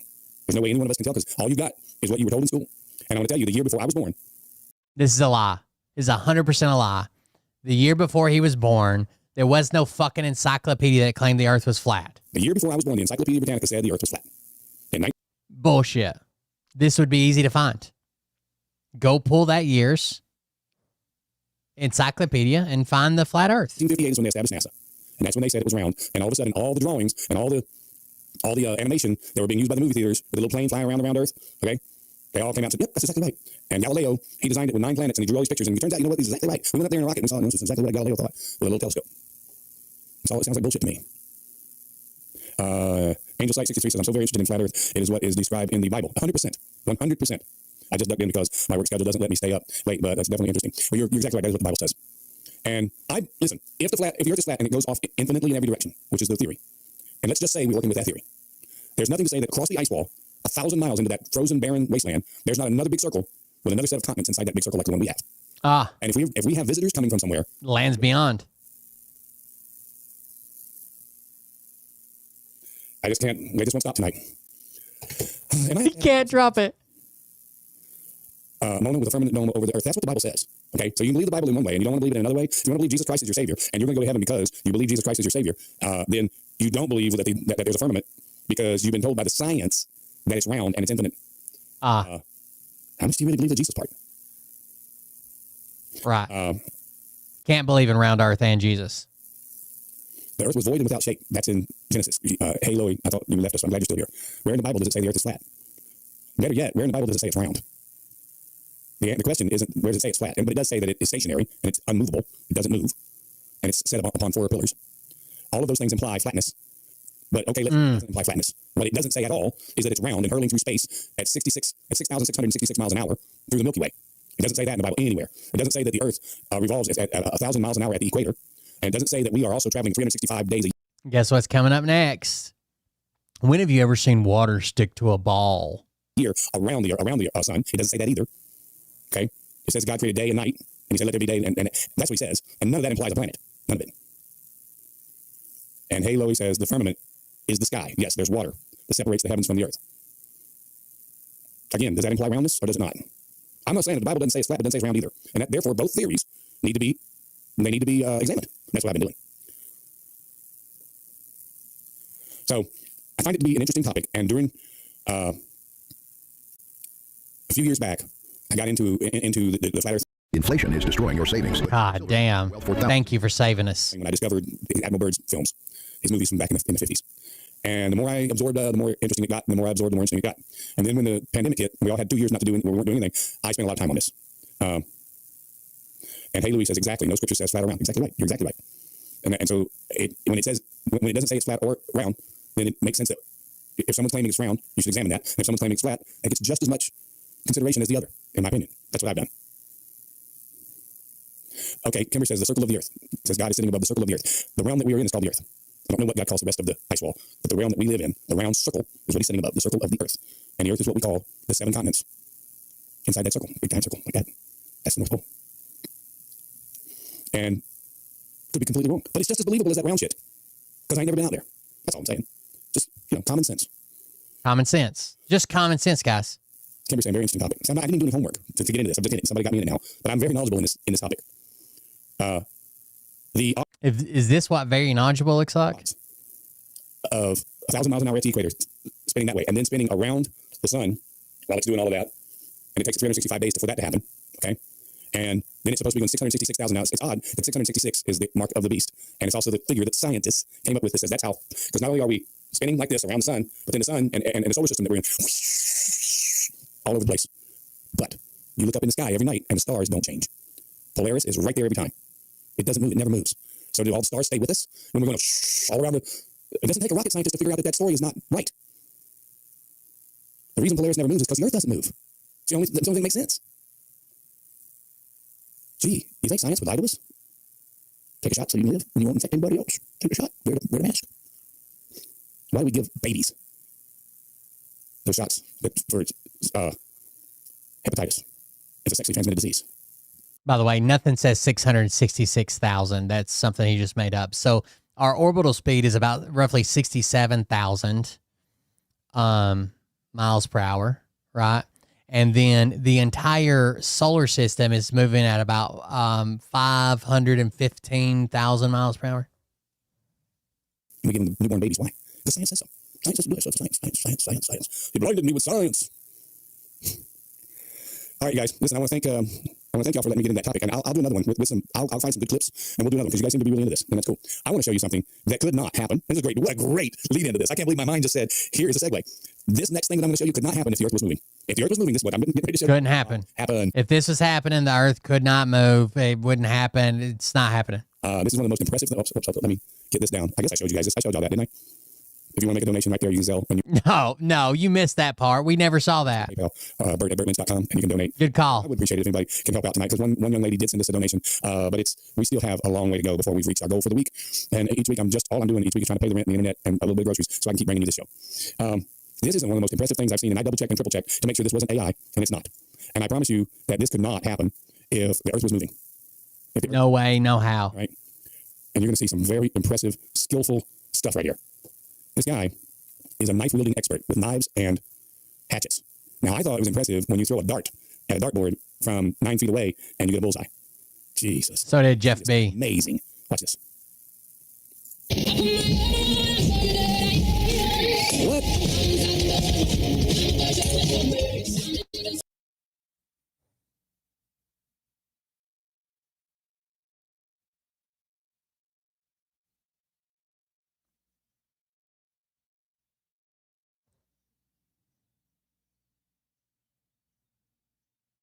He just keeps saying no way over and over again.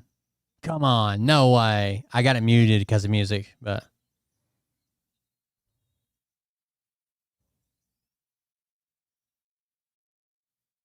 What is that? Unbelievable. Unbelievable. What a segue. I didn't plan it that way. But see, that was God. Yes. God just said, hey, here's a segue for you. Go ahead. God said, here's a segue for you. Put a bow on this, baby. Put a bow on it. Yes, sir. I just sure did.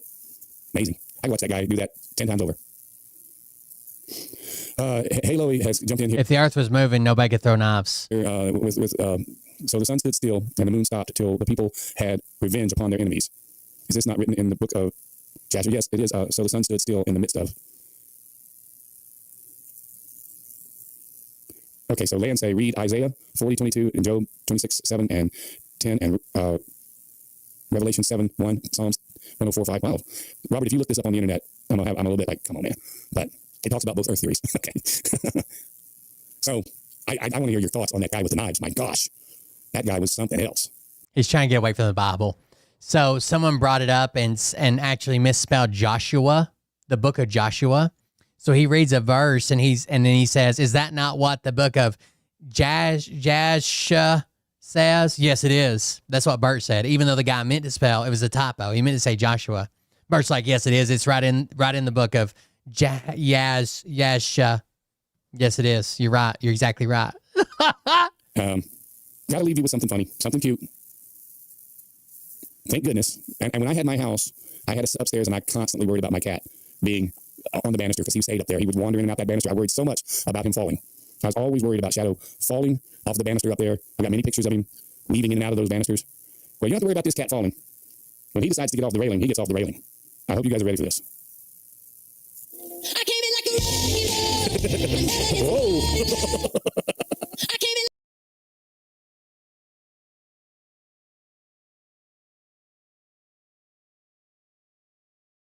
He was okay. Okay, Shadow, don't watch that. I don't want you getting any ideas. He's not done yet, guys. Just wait. It says Job's 26:10, New King James Version. He drew a circle horizon on the face Job's 26:10 of the waters at the boundary of light and dark, which perfectly describes the flat earth theory. Going to drag me back into this. In the flat earth theory. Here we go. Imagine a pie. Now, I drew a picture earlier while he was talking. I drew it right on the screen, and we're going to talk about it in just a second. A pizza pie. In the sky above the earth, there is a sun, and instead of the earth moving, the sun travels like this.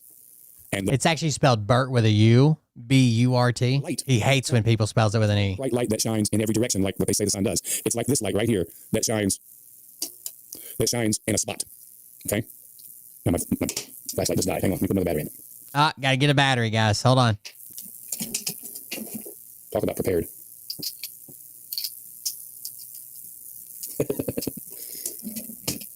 Here we go. What am I going to use here? Okay, so here you go. You see this? Here's the sun. Here's this perfect. Here's the sun on the flat earth model. It's daytime, right here. This is high noon. This is early in the morning. This is late at night. As it moves, the night changes to the day, and the day changes to the night as it moves. You see this?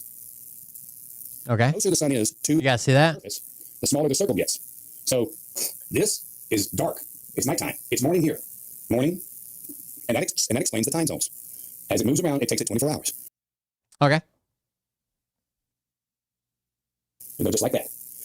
In the wintertime, or in the summertime, that circle tightens. And it goes here. So that part of the country, or that part of the world, has a different season, and then it moves back out here again. So half of the year, it's out here, and half of the year, it's in here. At the same time, there's a moon. And as the sun is going here, the moon is over here. And it's moving at a different pace. It's moving here, and this one's moving here, and your moon is moving here. Okay. Let's talk about it. So Bert drew us two shapes, okay?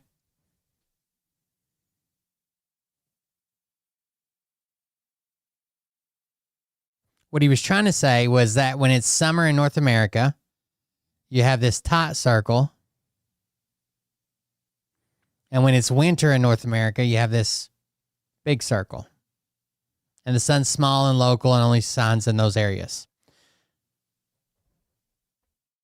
How come this, forget about the sun has to move at a constant rate. We can measure the rate the sun's moving at. Anywhere in the world, it's always moving, appears to be moving at the same rate across the sky. Except if it was making this bigger circle and this smaller circle, both within 24 hours, it would have to be moving orders of magnitude faster to make this much larger circle. Okay? If I'm doing this every 24 hours and I'm doing this every 24 hours, I have to be moving much faster on this outside bigger circle. Correct? Everybody understand that? But before we even get there, okay? Before we even get there, Bert made two circles. Bert made two circles, a big circle and a small circle.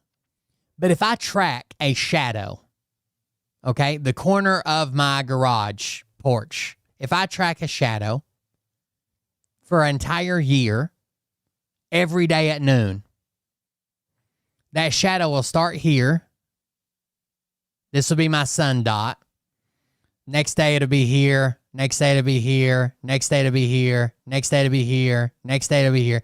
And eventually, it will make this shape that I drew in yellow. How does drawing two circles make this shape?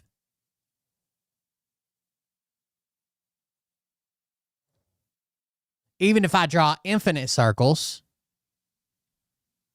fill it all up with circles, how does it make this shape? Because you can do this. You can put a stick up in your yard every day at 3 p.m. mark. You can do this with a security camera. Every day at 3 p.m., mark where the shadow cast and hit the ground. Boom. And it'll always make this type of shape.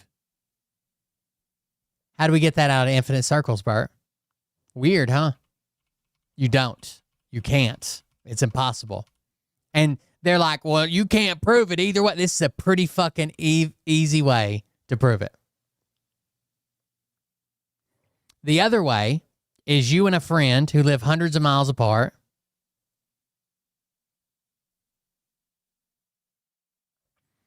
Put a stick in the ground. Put a stick in the ground. And both of you very accurately at the same time measure the distance of the shadow that is cast from, measure how long this shadow is that's cast from the stick. Let's say we do it at 5 p.m. Both of us very accurately measure. We can actually use this math to calculate this shadow is being cast from the sun. This shadow is being cast from the sun. We can use this math to figure out how far away the sun is and the curvature of the earth that would make those two shadows. So when people say stupid stuff like, oh, I'm just giving it as much thought as, you know, you can't prove either one. You can't prove either one. You can't prove either one. No, you can't prove either one. Easily, someone who wanted to put in the legwork, an average person, you don't have to be a fucking savant. You don't have to have a PhD. You could easily, in fact, they were doing this thousands of years ago.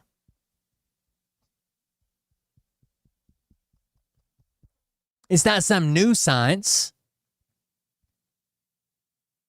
They were doing this thousands of years ago. Well, hundreds of years ago. Shouldn't say thousands.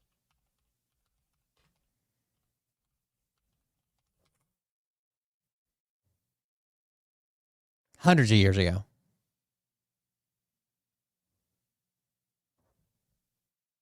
So no, it's not equal weight. Neither one can prove either one, and we're just stuck there. I believe what I want, you believe what you want. No, you can observe this in your life. Or your moon is out here, and your Earth is in here. And that explains how it works. And that's just as easy to believe. That's just as easy to believe. How do you explain that during a solar eclipse, the sun is millions and millions of miles away, and the moon is 200,000 miles away, but during a solar eclipse, they're exactly the same size? They're not. They're not.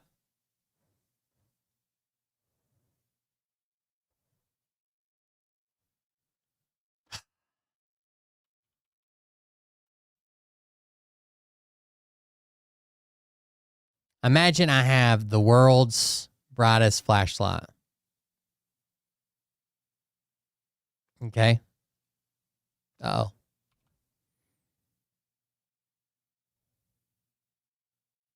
I have the world's brightest flashlight shining at us. I know it's kind of crooked. And then imagine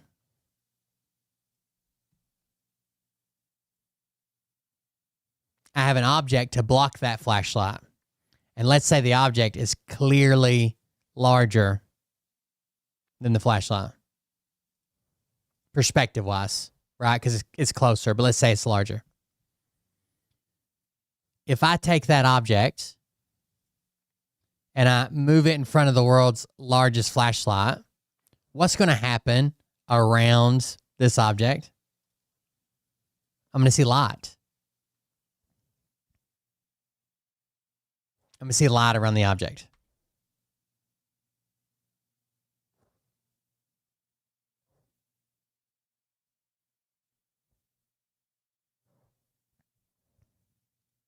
One's way out here, and one's way out here. For some reason, they're exactly the same size as they come together.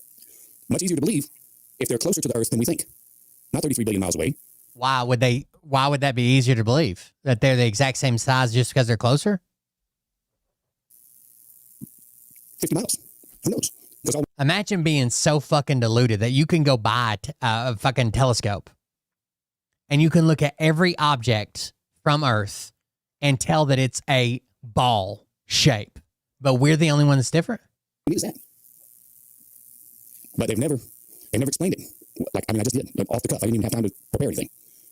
It's been explained. You just refuse to accept it. The first thing you said is, I know NASA's full of shit. Everything they say is full of shit. But they've never explained it to us. Never.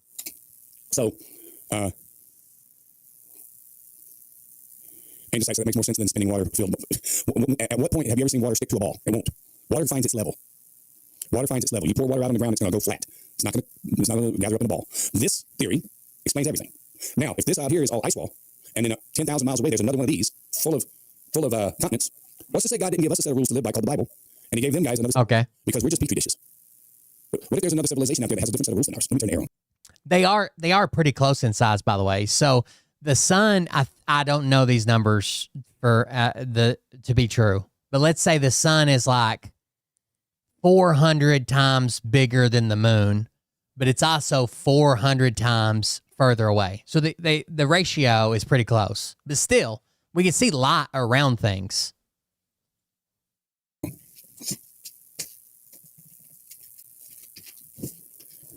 God is God. God can do anything. God gave us a Bible and told us to live by it, and we're trying to do that. And if He's powerful enough to do all of this, I'm going to listen to what man says. Because He's certainly he can whoop my ass. So I'm going to do what He says. But who's to say there's not another big ice circle somewhere 10,000, 100,000, million miles away? And they have their own set of rules to live by. So there's other worlds like Earth, but they're all other dishes outside the ice wall, and they have the same God, but He just got different rules for them. Maybe they were there for so long, and they got corrupted so badly, that God said the same thing about that place out there as He did about Sodom and Gomorrah here for us 2,500 years ago. Maybe He said, I'm just going to pick up two of my...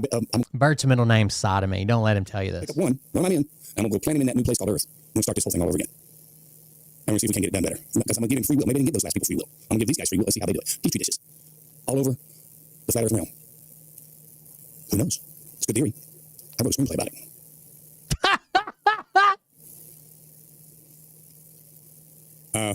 Anyway, listen, you guys. Thank you. Thank you to the one person. Sweet 377, I think it was. I know it's sweet, but I can't remember. I'm not good with numbers. I'm good with numbers, but... Oh, now I can't remember your name after you were hopping up the audience all night to send me more of their hard-earned money to pay my rent tomorrow that you happen to know is due tomorrow. I got somebody who just keeps sending me private messages about a PA system that I need to... Inflation is destroying your savings, but gold and silver have protected wealth for thousands of years. Smart. I have a PA system, I don't have any money. But I just called the person and said, if I can raise the money, how long do you think you're going to have it? A guy has to dream about something. Trying to find out which mouse I'm supposed to be on here. Here we go. That's right, Dr. J. I don't remember the banana part, but I remember the Dr. J part. Cash in your 401k and send it. I'm coming to you humbly from this little studio in my one-room apartment. And I've done what I can tonight to entertain you. And I certainly do appreciate you being here. I appreciate that you stuck around for a long time. We've been here 2.5 hours. 2 hours and 28 minutes, exactly. There's about 100 people watching. I haven't seen anything with the thumbs up or thumbs down. Let me take a look. Uh-oh. What do we think, chat? Thumbs up or thumbs down? Who's winning? Where we are in that respect. We have 32 thumbs down and 19 thumbs up. What that tells me is all of these hate stuff is coming from one of those chat rooms. 32 to 19. Where everybody is. They're over there just having a party. They're having a gay old time. But I'm here in my studio. I've spent about 8 hours in this chair tonight. Imagine saying gay old time and the very next word out of your mouth is butt. Little slip there? Or? To bring you that. And I did not realize that we were going to do a flat earth segment. I hope I didn't handle it too badly. I wasn't really prepared for it. But I do know the subject matter pretty good. And I'm impressed that some of you do as well. Oscar 1 says that guy, the video I played, is the only one that would bring a knife to a gunfight. Actually, I carry a knife too. I can't do what he can with it. I used to be... So the guy tries complimenting the video he played of the guy that could throw knives everywhere. And he's like, that's the only guy that could probably bring a knife to a gunfight. And Bert's like, actually, I do. I bring my knife to gunfights. I can't do what he did, but I'm the type of guy who brings a knife to a gunfight. Quite the knife collector. I used to have an incredible collection of knives and swords. When I owned my bar here in town, I had an entire room that was my weight room, and I had a bench press in there, and a treadmill, and leg machine, and all that stuff. And then every inch of all four walls was covered with swords. I had every kind of sword, Excalibur, and... I knew. I had Excalibur on the wall. I knew you were one of those mall sword nerds, dude. I knew it. You didn't have to tell me. Samurai swords, and the Marine Corps sword. I mean, I collected them. I had a friend of mine. He and I both were collecting, and he had these incredible... He'd get these swords, and when he needed money, he'd come over to my bar. Hey, you want to buy some more swords? Yeah, let's see what you got. And I had them everywhere. I loved them. I had throwing knives, but I had no way, no how could I do what that guy was doing with those knives. But I do carry a pocket knife, and I've got it with me, and I carry it with me in any fight. But here's the thing. I don't use... In any fight. How many fights do you get in, Bert? You're goddamn 60 fucking years old and you never leave your apartment. Apparently you work 12 hours a day watching Alex Jones. How many fights did you get in? Over the last Diet Coke, or what are you doing? Use it as a knife. I use it as a knife. Here we go. Here's how you make a fist, boys. Please, disclaimer, I'm going to make fun of Bert. Do not do this. You'll break fingers. Your own fingers. Not their fingers, your fingers.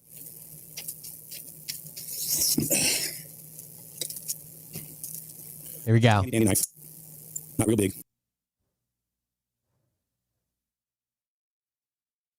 It's probably a 4.5 ounce knife. It's a tactical knife.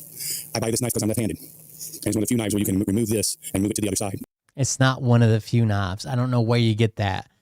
This knife does that you can go tip up, tip down, left-handed carry, right-handed carry. This knife, it's not one of the few knives. Tons of knives do this now.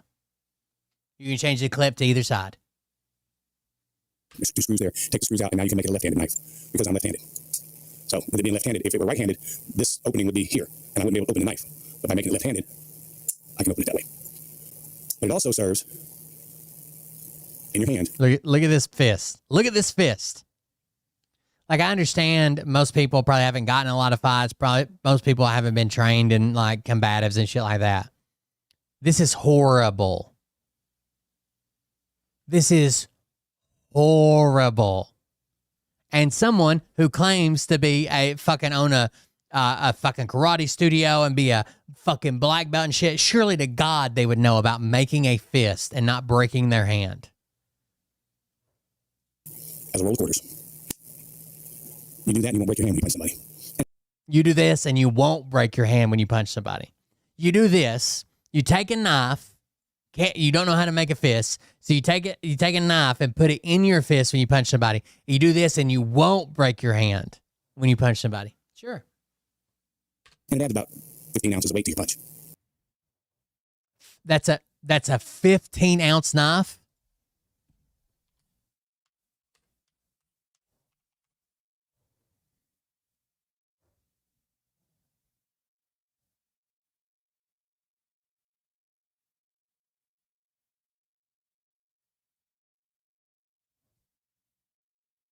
That's about a 4-ounce knife. This is a 15-ounce throwing knife, okay? It is 14 inches long. It's this long.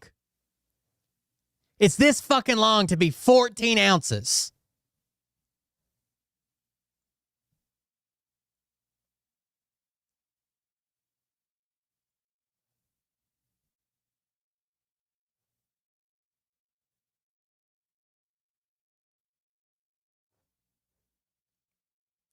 That's about a 4-ounce knife, 4.5, maybe 5 ounce if they use really thick material for some reason. There's no, it adds about 14 ounces to your punch. Hold on, I got more.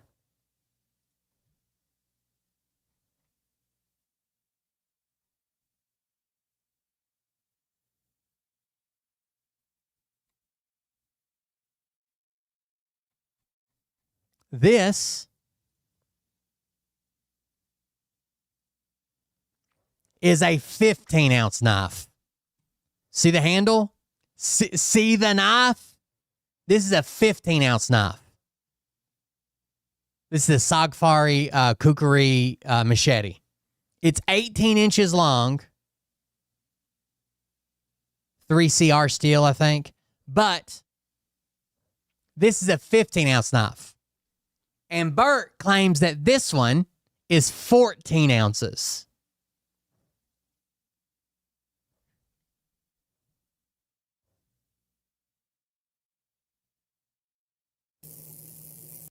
You do that and you won't break your hand when you punch somebody. And it adds about 15 ounces of weight to your punch.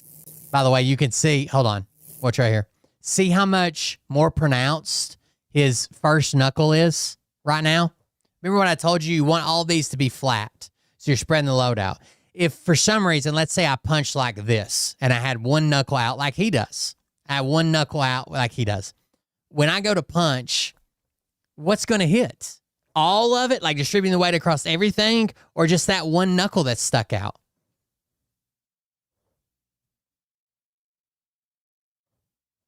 The one fucking knuckle. This is the dumbest.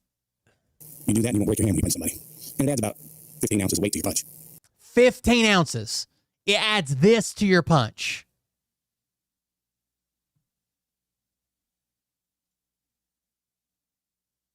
It adds a goddamn 18-inch machete to your punch.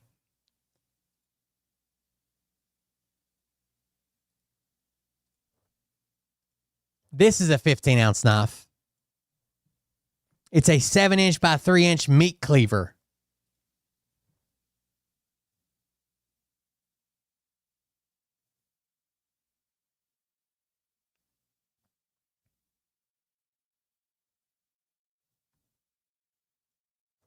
But we're supposed to think that Bert's pocket knife weighs 14 ounces, 15 ounces.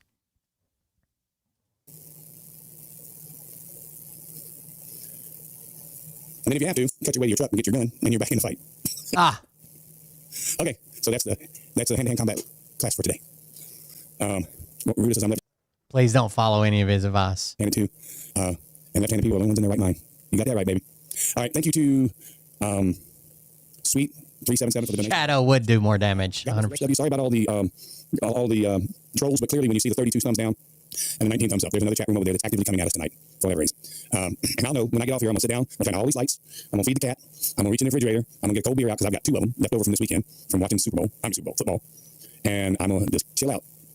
And I'll go watch these other podcasts and find out where all this hate was coming from tonight. Okay. Sometimes I think it's coming from that spot and it's not.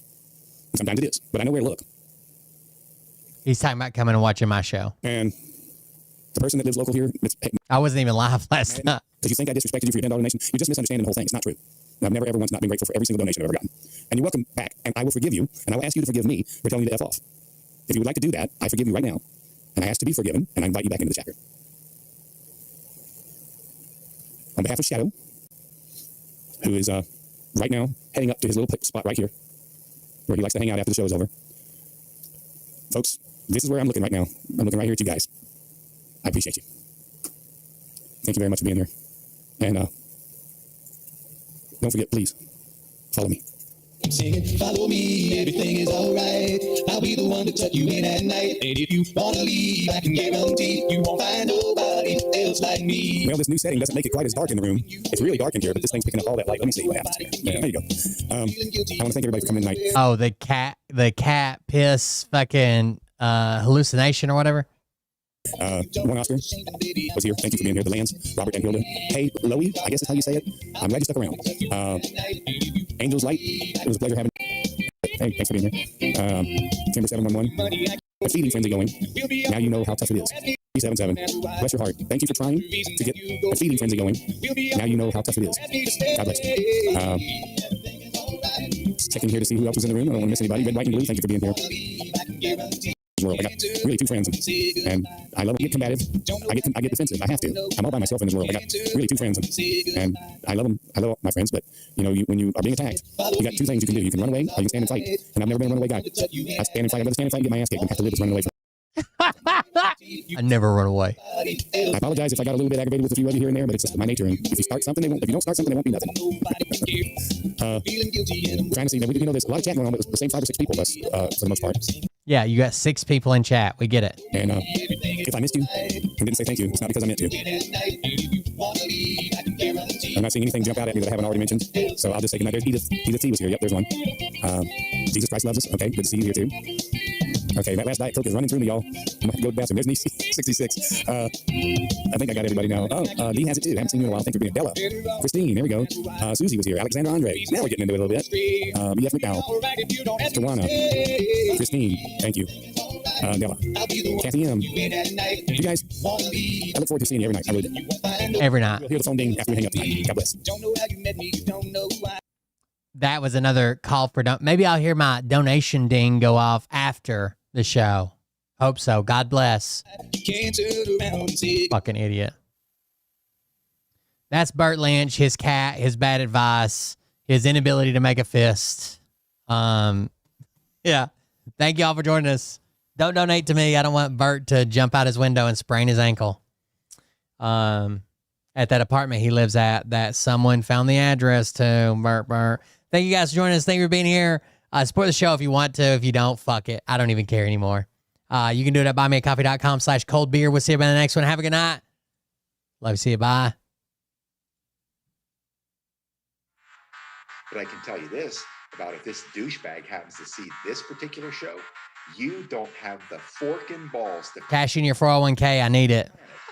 by name and tell them exactly who they are. Got to shut this bitch down. You don't have the forking balls. You don't have the balls. Okay, Scott. Here we go. I think I started some shit. Listen off, it's about to get lit. Get the place in the best, you know that stage is set. You better buckle up, cause you ain't seen none yet. Here we go, I think I started some shit. Listen off, it's about to get lit. Get the place in the best, you know that stage is set. You better buckle up, cause you ain't seen none yet. And they say that I'm a lunatic. Well, listen, bitch, I came equipped with a quick wit and a 6th sense for the stupid shit. Where my true believers? Y'all need Jesus. Praise the Lord, head to the extreme. I saw a video of basically like Bert saying, he's not talking about me. I know who he's talking about. He's not talking about me. And then like a little clip of Brad talking about all the people who fucked him over. One of them sounds like he's describing Bert. But I don't know. I'll be your huckleberry. I can quench that thirst.